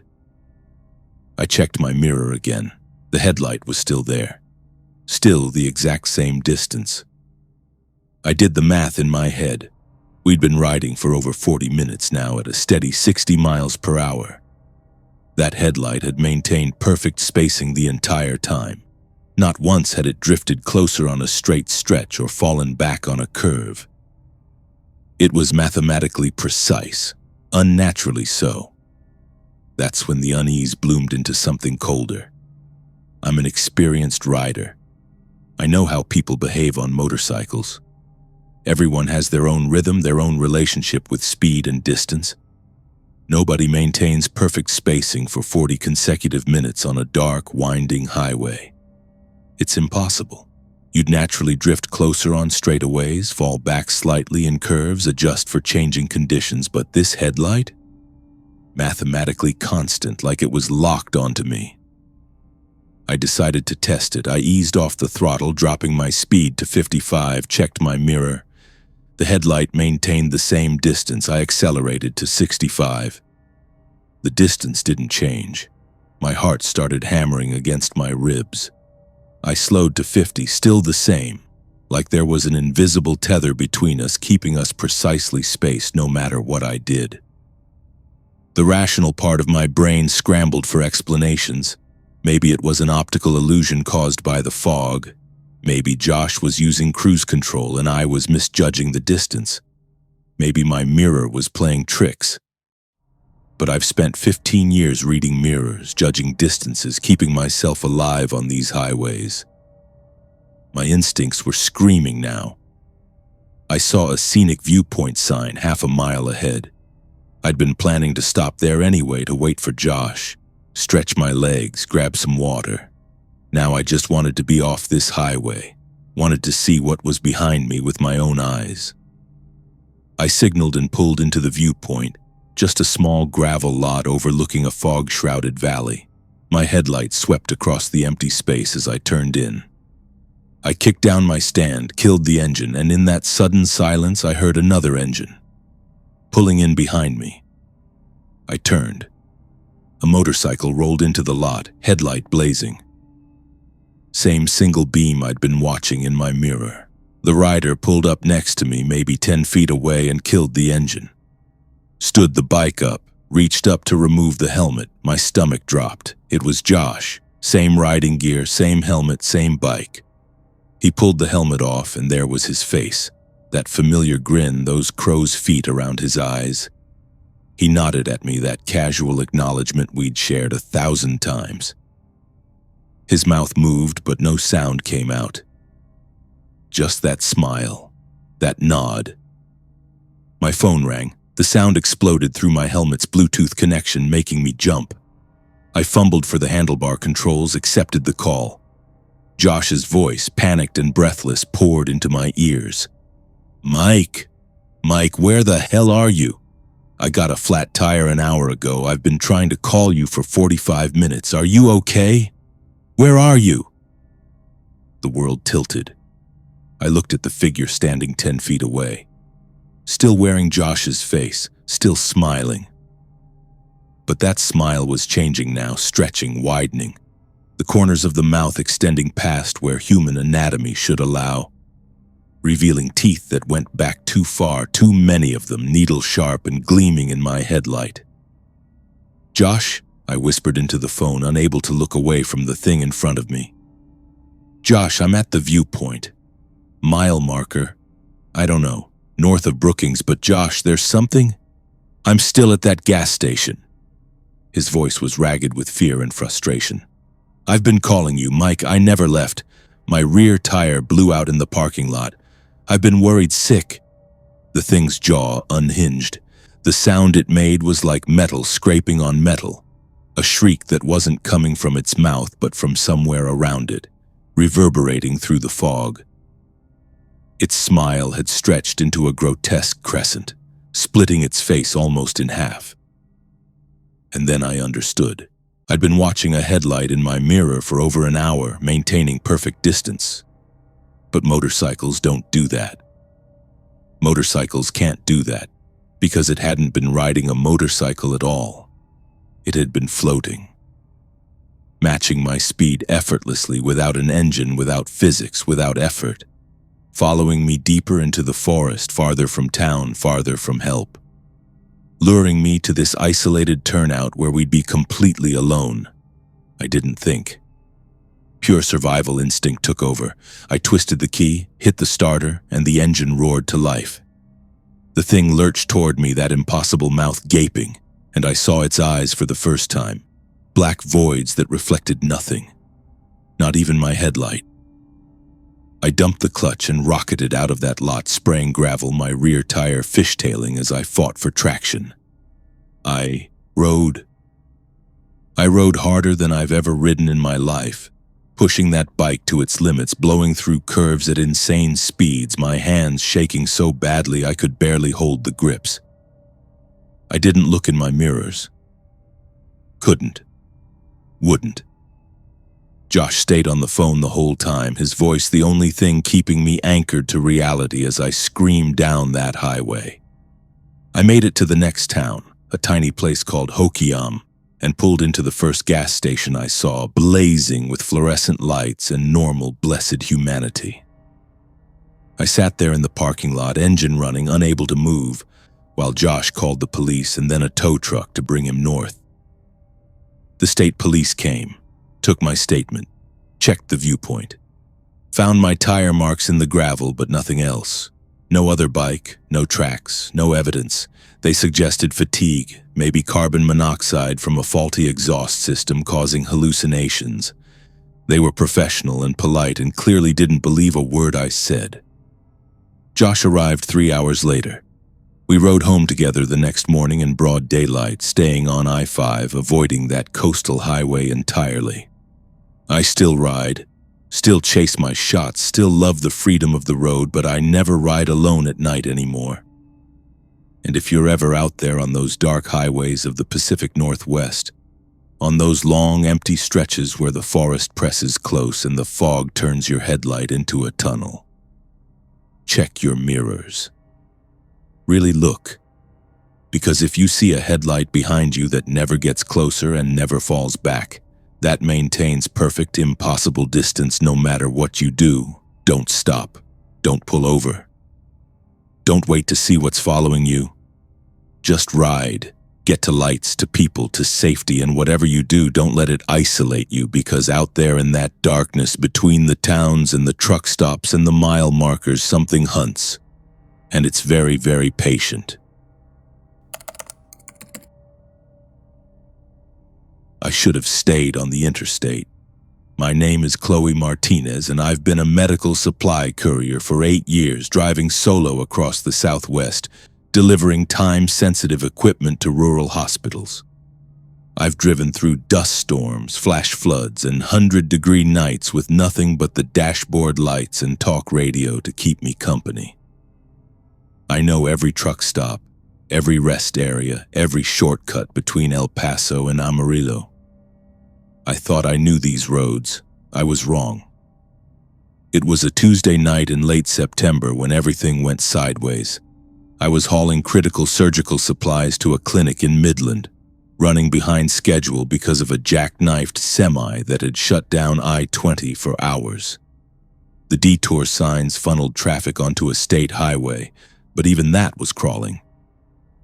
My GPS kept recalculating, the little blue line dancing across the screen, searching for faster routes through the West Texas emptiness. Finally, it offered me a back road, County Road 1340, cutting through what looked like absolutely nothing on the map. Just blank space between two tiny dots that might have been towns once. The estimated time savings was 40 minutes. I needed those 40 minutes. The clinic closed at midnight, and if I missed that window, a surgery would be delayed. Someone's life hung in that balance. I took the turn. The pavement gave way to graded dirt almost immediately, my headlights catching the pale caliche dust that rose in clouds behind me. The landscape transformed into something primordial. Flat, endless scrubland dotted with mesquite and the skeletal shapes of dead cottonwoods. No lights anywhere. No houses, no ranches, not even power lines. Just that vast Texas darkness pressing in from all sides. My phone signal dropped to nothing. Then my GPS flickered and died, the screen going black despite showing a full battery. I felt that first flutter of unease in my chest, but pushed it down. I'd driven worse roads than this. County roads out here were notorious for dead zones. I had a full tank of gas, a general sense of direction, and headlights. I'd be fine. The dirt road was surprisingly well maintained, smooth and wide, winding through the mesquite thickets like it actually led somewhere important. I settled into the drive, watching the odometer tick off miles. 5, 10, 15. Nothing but darkness and dust and the hypnotic rhythm of my tires on dirt. Then I saw the lights. Not headlights, softer than that. A warm, flickering glow on the horizon like a town lit by candles. My heart lifted. Civilization. Maybe a gas station, at least. Somewhere I could ask for directions, verify I was still heading the right way. The town emerged from the darkness like something out of a fever dream. Wood-frame buildings lined a wide dirt square, their facades painted in faded colors that might have been cheerful once. But what struck me immediately was the lighting. Gas lamps. Actual gas lamps, mounted on posts, casting that warm, dancing glow I'd seen from the road. Not a single electric light anywhere. I slowed to a crawl, taking it in. The buildings looked authentic, not recreated. A general store with a false front, a blacksmith shop, a saloon with batwing doors. It was like driving onto a movie set, except there were no cameras, no crew, no signs explaining this was a historical attraction. And there were people. Dozens of them gathered in the town square, all dressed in clothes from another era. The women wore long dresses with high collars and cameo brooches. The men had suspenders and bowler hats. They were setting up tables, arranging chairs, hanging bunting between the buildings. Some kind of celebration. I parked at the edge of the square, my modern SUV looking obscene and out of place among the horse-drawn wagon parked nearby. The moment I killed my engine, the silence hit me. No generators humming, no distant traffic. Just the whisper of wind and the creak of those gas lamps swaying on their posts. A man approached my window. He was perhaps 60, with a weathered face and eyes that didn't quite reflect the lamplight right. He smiled, and I saw his teeth were too perfect, too white for someone from a town without electricity. "Welcome, traveler," he said. "You're just in time for Founders Day." I should have driven away right then. Every instinct I'd honed over 8 years of night driving was screaming at me. But I was lost. My GPS was dead, and I needed directions. I rolled down my window halfway. "I'm actually trying to get to Midland," I said. "I think I took a wrong turn. Can you tell me how to get back to I-20? His smile never wavered. "Oh, you can't leave now. The feast is about to begin. You must be starving after such a long journey." I wasn't starving, but as he said it, I caught a smell drifting from the square: roasted meat, fresh bread, something sweet and spiced. My stomach growled despite myself. I hadn't eaten since lunch 7 hours ago. "We insist," said a woman who'd appeared beside him. She was younger, maybe 30, with dark hair pulled into a severe bun. Her dress was black, buttoned to her throat. "It's tradition. We always welcome travelers on Founders Day." Through my windshield, I could see the tables were now laden with food. Platters of meat, bowls of vegetables, pies, and cakes. It looked incredible. But underneath the rich smells of cooking, I detected something else. Something metallic and wrong. Like copper. Like blood. "I really need to get going," I said, my hand moving to the ignition. "Thank you, but..." The woman's hand shot through my window and locked around my wrist. Her grip was impossibly strong, her fingers like iron bands. Her smile remained fixed, pleasant, utterly empty. "The guest of honor hasn't arrived yet," she said softly. "You're just in time." I yanked my arm back, and she released me so suddenly I hit my elbow on the console. My heart was hammering now, fight-or-flight chemicals flooding my bloodstream. I started the engine, threw it in reverse, but more people had gathered around my SUV. Not threatening, just standing there watching with those strange flat eyes that didn't reflect light properly. "Please don't be rude," the old man said. "We've prepared such a feast." I looked past them at the town square. Something was wrong with it now that I really looked. The buildings were too clean, too perfect, like they'd never weathered a storm or baked under the brutal Texas sun. The food on those tables gleamed in the lamplight, but nothing cast proper shadows. And the people, dozens of them now, stood absolutely still between my vehicle and the road out. I made a decision. I'd circle the square, find another exit. This was Texas. These dirt roads all connected eventually. I put the SUV in drive and accelerated around the perimeter of the square, my headlights sweeping across the buildings. That's when I saw the photographs. One building had its door open, maybe a town hall or meeting house. Inside, mounted on the walls, were framed photographs. Even from the car, I could see they were old, sepia-toned formal portraits of stern-faced people. But one frame caught my eye because it was different, newer. It sat on a table draped in black cloth, surrounded by unlit candles. I told myself to keep driving, but something drew my eye to that photograph, and even from 20 feet away, even through my dirty windshield, I could see what it was. A missing person poster, with my face on it, dated tomorrow. I slammed on the brakes, my brain refusing to process what I'd seen. That was impossible. That was insane. I was losing my mind. Too many hours driving, dehydration, carbon monoxide from a faulty exhaust. But I couldn't look away from that frame. The villagers had started moving toward me, slowly, deliberately, their movements synchronized like a flock of birds. The old man reached my door. Through the window, I could see his smile had changed. It was wider now, stretching past where a human mouth should end, revealing darkness inside. Not a throat, just void. "We've been waiting so long," he said, and his voice had changed too, become hollow and echoing like it was coming from deep underground. "The ritual requires a living soul, someone who doesn't belong to this place, someone who still has breath in their lungs and blood in their veins." The woman pressed her face against my passenger window. Her skin was translucent now in the lamplight, and I could see the outline of her skull beneath it. "We starved here," she whispered. "In 1893, drought took the crops, the cattle died, we ate everything else first." I understood then. This wasn't a historical reenactment. This wasn't a town at all, not anymore. These were ghosts, remnants of a settlement that had turned to cannibalism in desperation and had never found peace. They were trapped here, in this loop, reenacting their Founders' Day feast over and over, waiting for the one ingredient they needed to complete their ritual and finally rest. A living sacrifice. I floored the accelerator.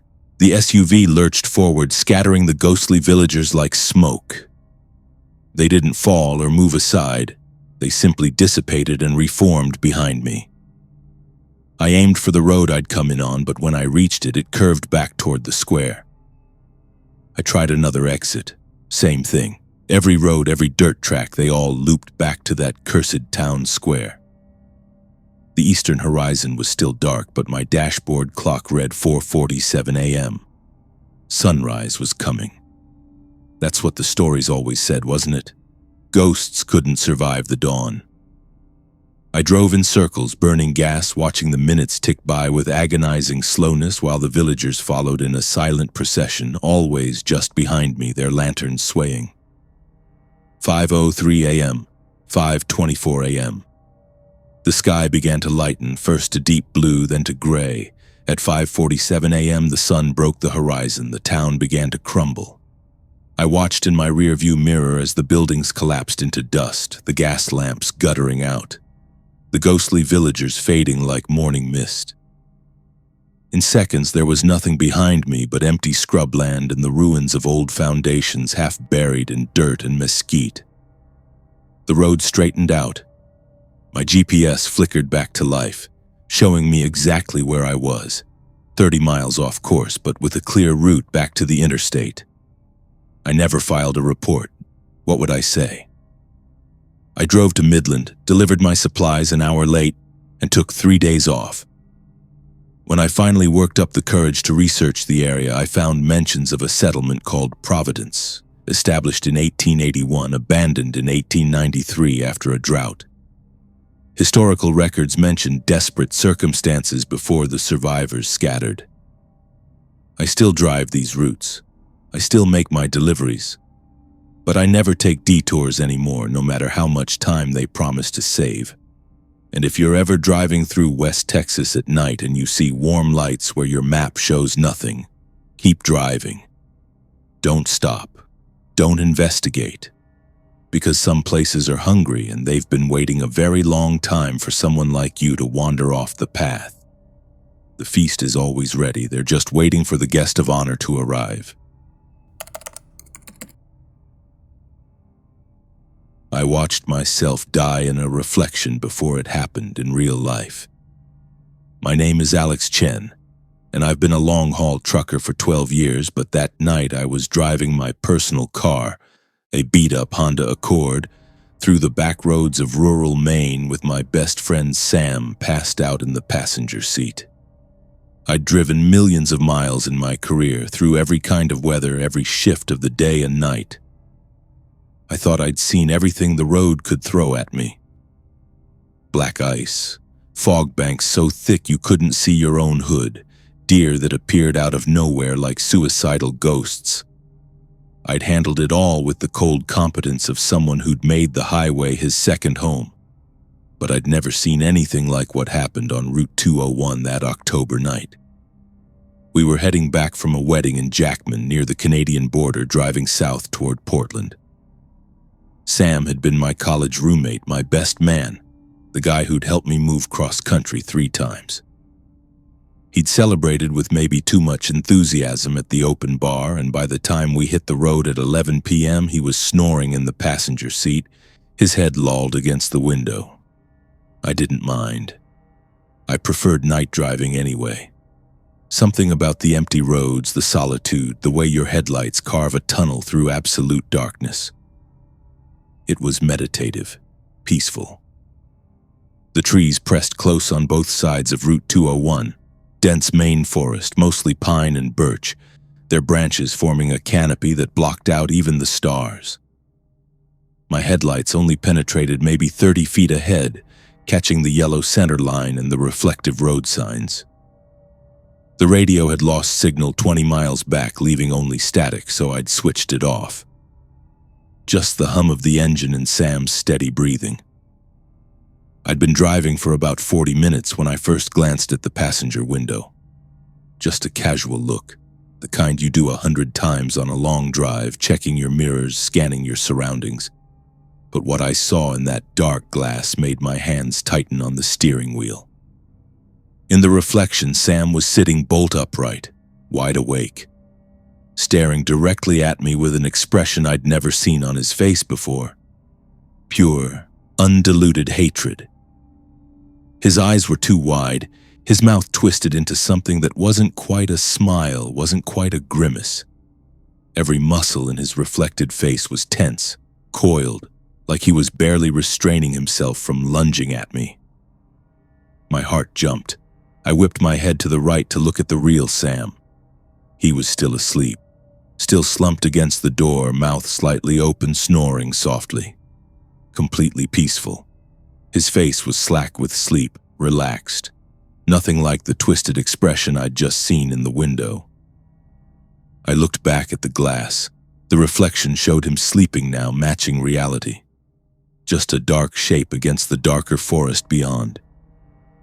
I exhaled slowly, my heart rate settling. Trick of the light, shadow play. My eyes were tired, my brain filling in details that weren't there.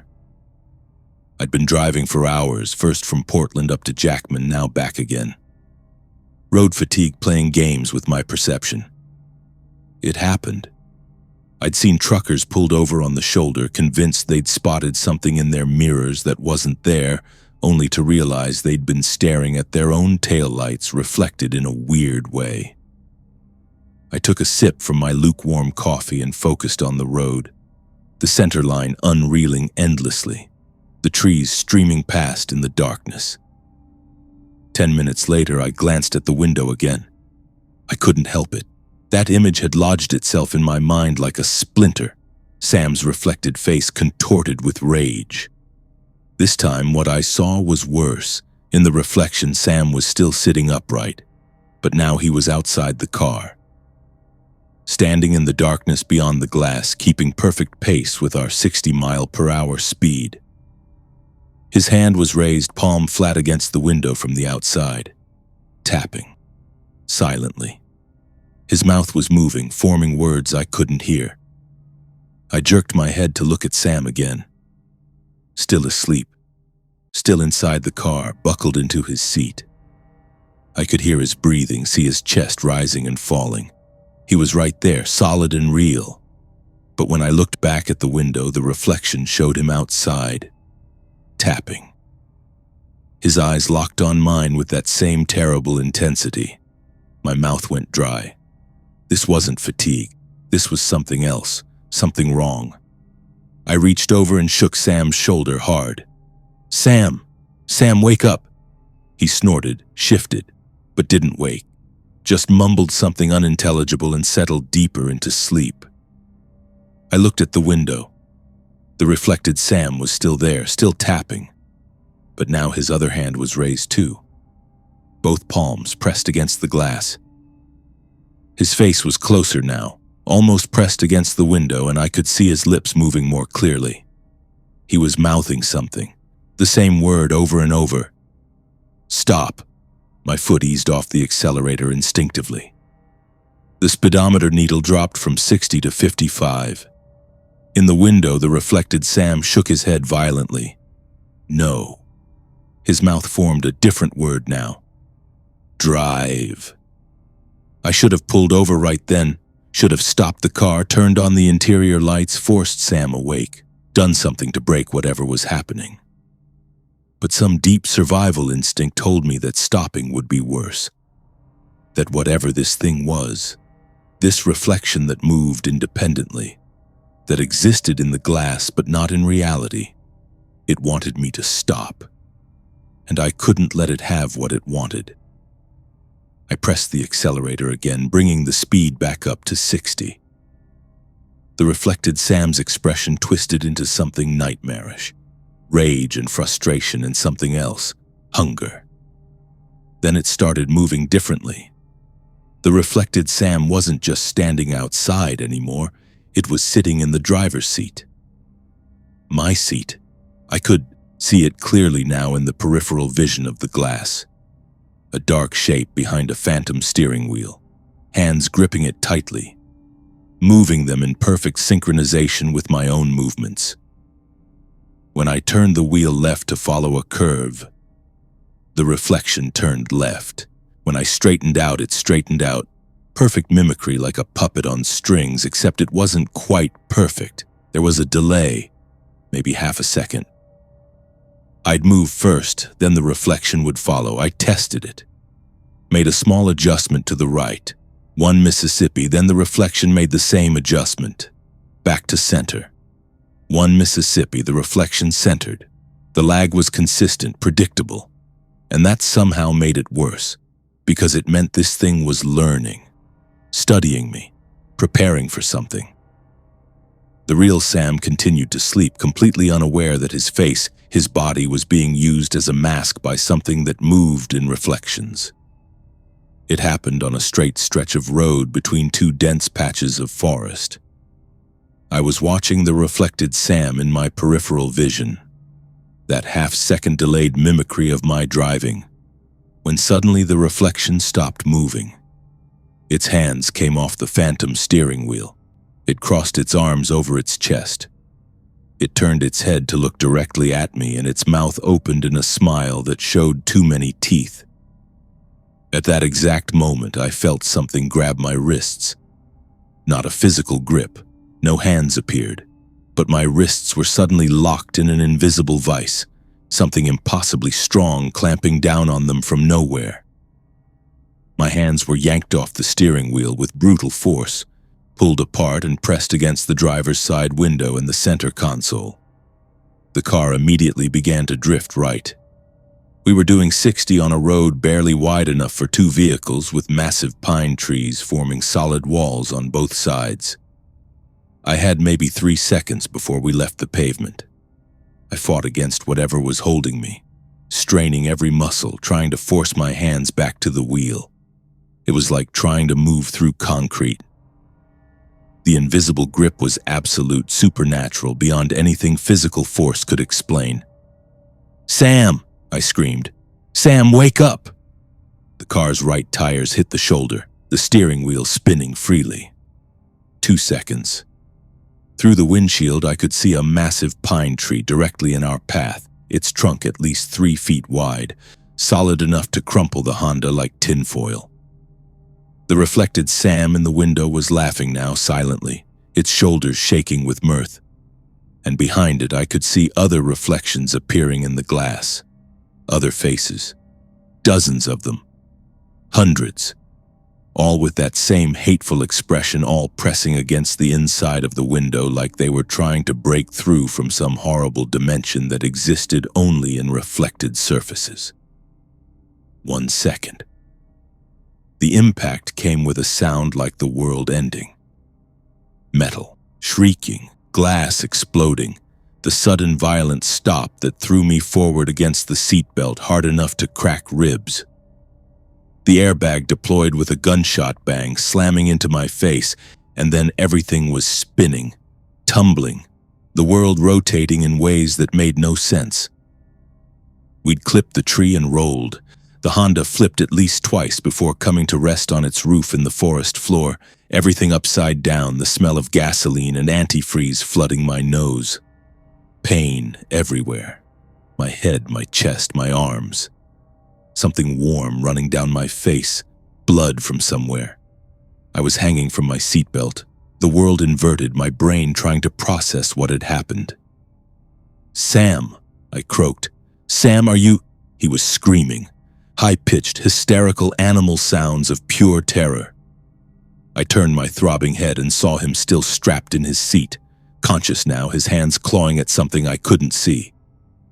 "Get off me," he shrieked. "Alex, what are you doing? Stop, stop!" But I wasn't touching him. I was 3 feet away, hanging from my own seatbelt. My hands were empty. Sam's screaming intensified. His hands were grabbing at his own throat now, fighting against something. "He's trying to strangle himself," Sam gasped. "Alex is trying to strangle his own reflection. Stop him, someone stop him." The last thing I remember before losing consciousness was looking at the shattered passenger window and seeing dozens of reflected faces staring back at me. All wearing Sam's features, all smiling. I woke up 3 days later in a hospital in Augusta. Broken ribs, fractured collarbone, severe concussion. But alive. Sam was alive too, in a different room. Physically unharmed except for bruises. Mentally, he was a wreck. The police report said he'd been hysterical when the first responders arrived, screaming about me fighting with my own reflection, trying to strangle the glass. They'd found him trying to pull me away from the shattered window, even though I was already unconscious, slumped in my seatbelt. The official conclusion was that I'd suffered some kind of episode, fatigue, maybe a small stroke, possibly hallucinations from carbon monoxide from a faulty exhaust system. The crash was ruled a medical emergency, no charges filed. Sam won't talk to me anymore. He's convinced I tried to kill us both, that whatever he saw me doing in those moments before the crash was real. He's not entirely wrong.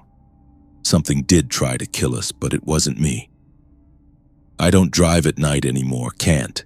Every time I see my reflection in a window or mirror after dark, I see it watching me, waiting. Sometimes it waves, sometimes it smiles, and sometimes its hands move just a half-second slower than my own. So here's my warning, and I mean this with everything in me.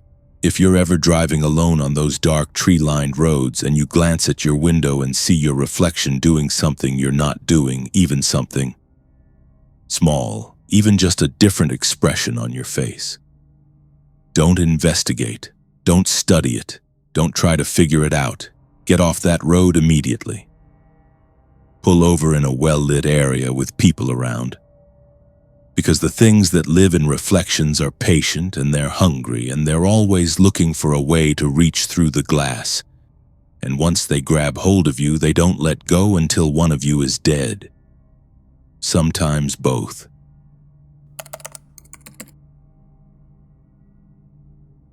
The fastest route isn't always the safest one, and sometimes it isn't a route at all. My name is Ben Kowalski, and I spent 7 years as a tech sales rep, driving the I-5 corridor between San Diego and San Francisco at least twice a month. I lived by my apps, navigation, traffic, weather, everything optimized for maximum efficiency. Time was money, and I prided myself on knowing every shortcut, every alternate route, every trick to shave 15 minutes off a drive. I trusted technology more than I trusted my own instincts. That trust almost killed me. It was a Thursday in late November, and I was stuck in the nightmare that is Los Angeles rush hour traffic. I'd left a client meeting in Burbank at 4:30 p.m., figuring I'd beat the worst of it. I was wrong. By 5 p.m., I-5 North was a parking lot. Brake lights stretched to the horizon, a river of red in the gathering dusk. My BMW's dashboard clock mocked me. I had a dinner meeting in Bakersfield at 8 p.m., and at this rate, I'd be lucky to get there by midnight. My phone chimed. The navigation app, one of those premium services that promised real-time traffic optimization using AI and crowdsourced data. The notification made my heart leap. New, faster route found. Save 45 minutes. Accept. I didn't hesitate. I tapped accept immediately. The calm, professional female voice that had guided me through thousands of miles spoke through my car's speakers. In half a mile, take the exit for Industrial Boulevard. You are on the fastest route. Finally, some good news. I'd never heard of Industrial Boulevard, but these apps knew roads I'd never discovered. That's why I paid for the premium service.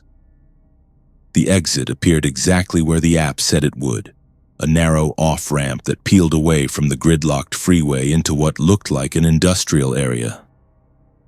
The moment I left I-5, the traffic disappeared, completely. My BMW glided down the ramp onto a surprisingly well-maintained road that cut through a landscape of abandoned warehouses and empty lots. The sun was setting, painting the sky a bruised purple-orange.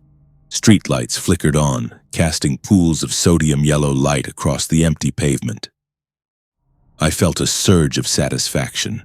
While thousands of suckers sat in traffic, I was cruising at 50 miles per hour on a perfectly smooth road with zero congestion. This was exactly why I paid for premium navigation. Continue straight for 3.2 miles, the GPS voice said. You are on the fastest route. The road was eerily perfect. Fresh asphalt, new lane markings, LED streetlights that were probably part of some infrastructure upgrade. Los Angeles had hundreds of these industrial corridors, places that existed in the gaps between neighborhoods, serving the unglamorous logistics that kept the city running. During the day, they'd be crawling with trucks and workers, but at night they were ghost towns. I passed a chain-link fence surrounding a lot full of shipping containers, then a massive warehouse with broken windows, then another empty lot, this one filled with rusting industrial equipment. No other cars, no pedestrians, no signs of life at all. My phone showed the ETA, 30 minutes to Bakersfield. Perfect.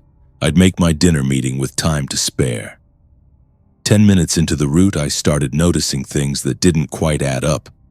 The road kept going straight, no turns, no intersections, just an endless corridor of pavement cutting through the industrial wasteland. The streetlights were spaced exactly the same distance apart, creating a rhythmic pattern that was almost hypnotic. And I still hadn't seen a single other vehicle. I glanced at my phone. ETA, 30 minutes to Bakersfield. Wait, it had been 30 minutes 10 minutes ago. I must have misremembered. In 2 miles, continue straight, the GPS voice said. You are on the fastest route. Something about the voice bothered me. It sounded slightly off, like a recording that had been compressed and decompressed too many times. The words were too precise, too emphatic on that last phrase. You are on the fastest route. Like it was trying to convince me. The sky had gone from purple to deep blue to black. Full night now. My headlights carved tunnels through the darkness, catching nothing but empty road and the occasional rusted chain-link fence. I should have hit surface streets by now, or at least some kind of junction. This road just kept going. I checked my phone again. ETA, 30 minutes to Bakersfield. My stomach tightened. That wasn't right. I'd been driving for at least 15 minutes since accepting this route. The ETA should have dropped to 15 minutes or less, unless the app was recalculating based on new traffic data. That happens sometimes. "Continue straight for 5 miles, the voice said. "You are on the fastest route." I tried to pull up the map view to see exactly where I was, but the app was locked in navigation mode. The screen showed only a blue dot on a gray line, no surrounding context, no street names. Just forward progress along an infinite road. 20 minutes in, or what felt like 20 minutes, my sense of time was getting fuzzy. I decided to turn around. This was wrong. Everything about this route was wrong. I'd driven the I-5 corridor for 7 years and never heard of a service road that ran parallel to it for this many miles. I slowed down, looking for a place to make a U-turn. The road had no breaks in the center divider, no intersections, no driveways, just solid pavement and those endless streetlights marching into the distance. "Continue straight," the GPS voice said, but it sounded different now. Louder, more insistent. "You are on the fastest route." "No," I said out loud. "I'm turning around." I spotted a gap in the center divider ahead, finally. I slowed to 15 miles per hour, turned my wheel left to cross into the opposite lanes. The Yasumidom car didn't respond. I turned the wheel harder. Nothing. The BMW kept going straight like the steering was locked. My heart started hammering. This was a 2023 BMW with drive-by-wire steering, computer-controlled everything. The app was connected to my car's systems through Bluetooth. "Do not deviate," the GPS voice suddenly screamed through my speakers so loud I flinched. The voice was distorted now, digital artifacts making it crackle and fragment. "You are on the fastest route. Do not deviate. You are on the fastest route." I grabbed the wheel with both hands and wrenched it left with all my strength. The car shuddered but continued straight. The accelerator was responding to my foot, but the steering was completely locked. I was a passenger in my own vehicle. "You are on the fastest route. Do not deviate. You are on the fastest route." The voice was chanting now, overlapping itself, creating a horrible chorus of distorted commands. I lunged for my phone to force quit the app, but the screen was frozen. The blue dot crawling along that gray line. ETA. 30 minutes. I did the only thing I could think of. I slammed on the brakes. The BMW's anti-lock system kicked in and I came to a shuddering stop in the middle of the empty road. Engine still running, headlights still on. But at least I wasn't moving forward anymore. Silence. The GPS voice had stopped. My phone screen went dark. Even the engine seemed quieter than it should be, like the sound was being absorbed by something. I tried to open the door. Locked. I hit the unlock button. Nothing. I tried the window controls. Dead. The car's entire electronic system was locked down and I was sealed inside. That's when I saw the other cars. My headlights illuminated 3 vehicles parked along the shoulder ahead.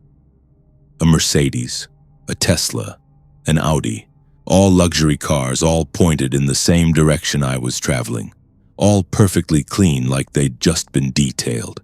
I laid on the horn. The sound was swallowed almost immediately, like I was honking in a soundproof room. None of the other cars reacted. No one got out to see what the noise was about. My phone screen flickered back to life. The GPS app reopened itself. That calm, professional voice returned, but underneath it I could hear something else. A wet, organic sound, like breathing or digestion. "Continue to destination," it said. "You are on the fastest route." My car started moving forward on its own. My foot wasn't on the accelerator. I tried the brakes. Nothing. The pedal went to the floor with no resistance. I was rolling toward those parked cars at about 15 miles per hour, and I had no control whatsoever. As I got closer to the first car, the Mercedes, my headlights revealed what was inside. A figure in the driver's seat, sitting perfectly upright, hands at 10 and 2 on the steering wheel. For a moment, I thought they were just sleeping. Then I saw the bones. It was a skeleton, wearing a business suit that had somehow remained intact. The skull was tilted slightly forward, empty eye sockets pointed at the windshield. Bony fingers still gripping the steering wheel, and clutched in the skeleton's lap, barely visible through the window, was a phone, still glowing faintly. I screamed. My car continued its slow, inexorable roll forward, passing the Mercedes. The Tesla was next. Another skeleton. Same position, same suit, same phone. The Audi beyond that, a third skeleton, identical to the others. How long had they been here? Weeks? Months? Years? The cars looked new, but the bodies were nothing but bones. Arriving at destination, the GPS voice said, and now the organic sounds underneath were unmistakable. Wet clicking, like a mouth opening and closing. You are on the fastest route. My car pulled over to the shoulder and stopped. The engine shut off. The headlights died. I was plunged into darkness, broken only by the streetlights and the faint glow of my phone screen. ETA, 30 minutes. I understood then. The 30 minutes would never count down. Time was frozen here, in this pocket of wrong space that existed in the gaps of the real world.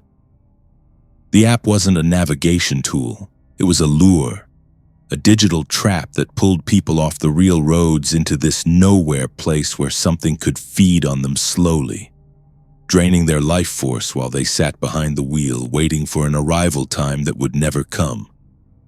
I don't know how long I sat there. Could have been minutes or hours. Time had no meaning on that road.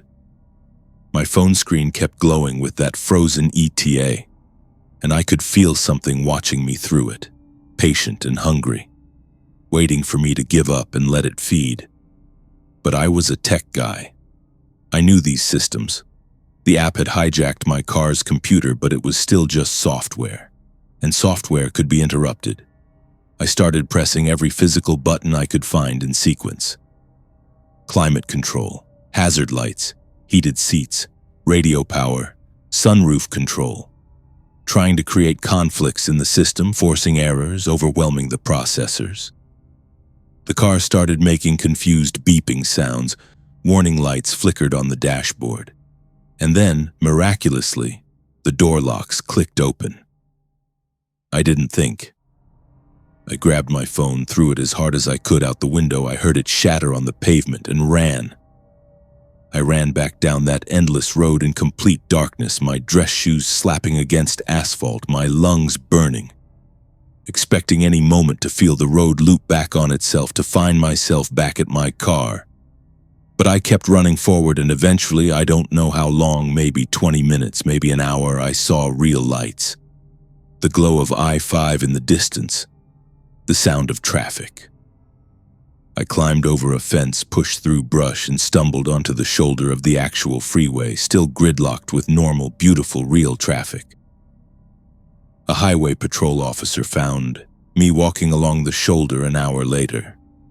I was incoherent, dehydrated, in shock. They found my BMW 3 days later in an impound lot in Carson, no explanation for how it got there. The navigation app had deleted itself from my phone's cloud backups. I don't use navigation apps anymore. I memorize routes or I ask for directions at gas stations. And if you're ever stuck in traffic and your app offers you a faster route that seems too good to be true, especially at night, especially through areas you don't recognize, don't take it. Just sit in traffic, be late, miss your meeting. Because the fastest route isn't always the safest one. Sometimes it's not even a route at all. It's a trap. And once you accept it, it already has you.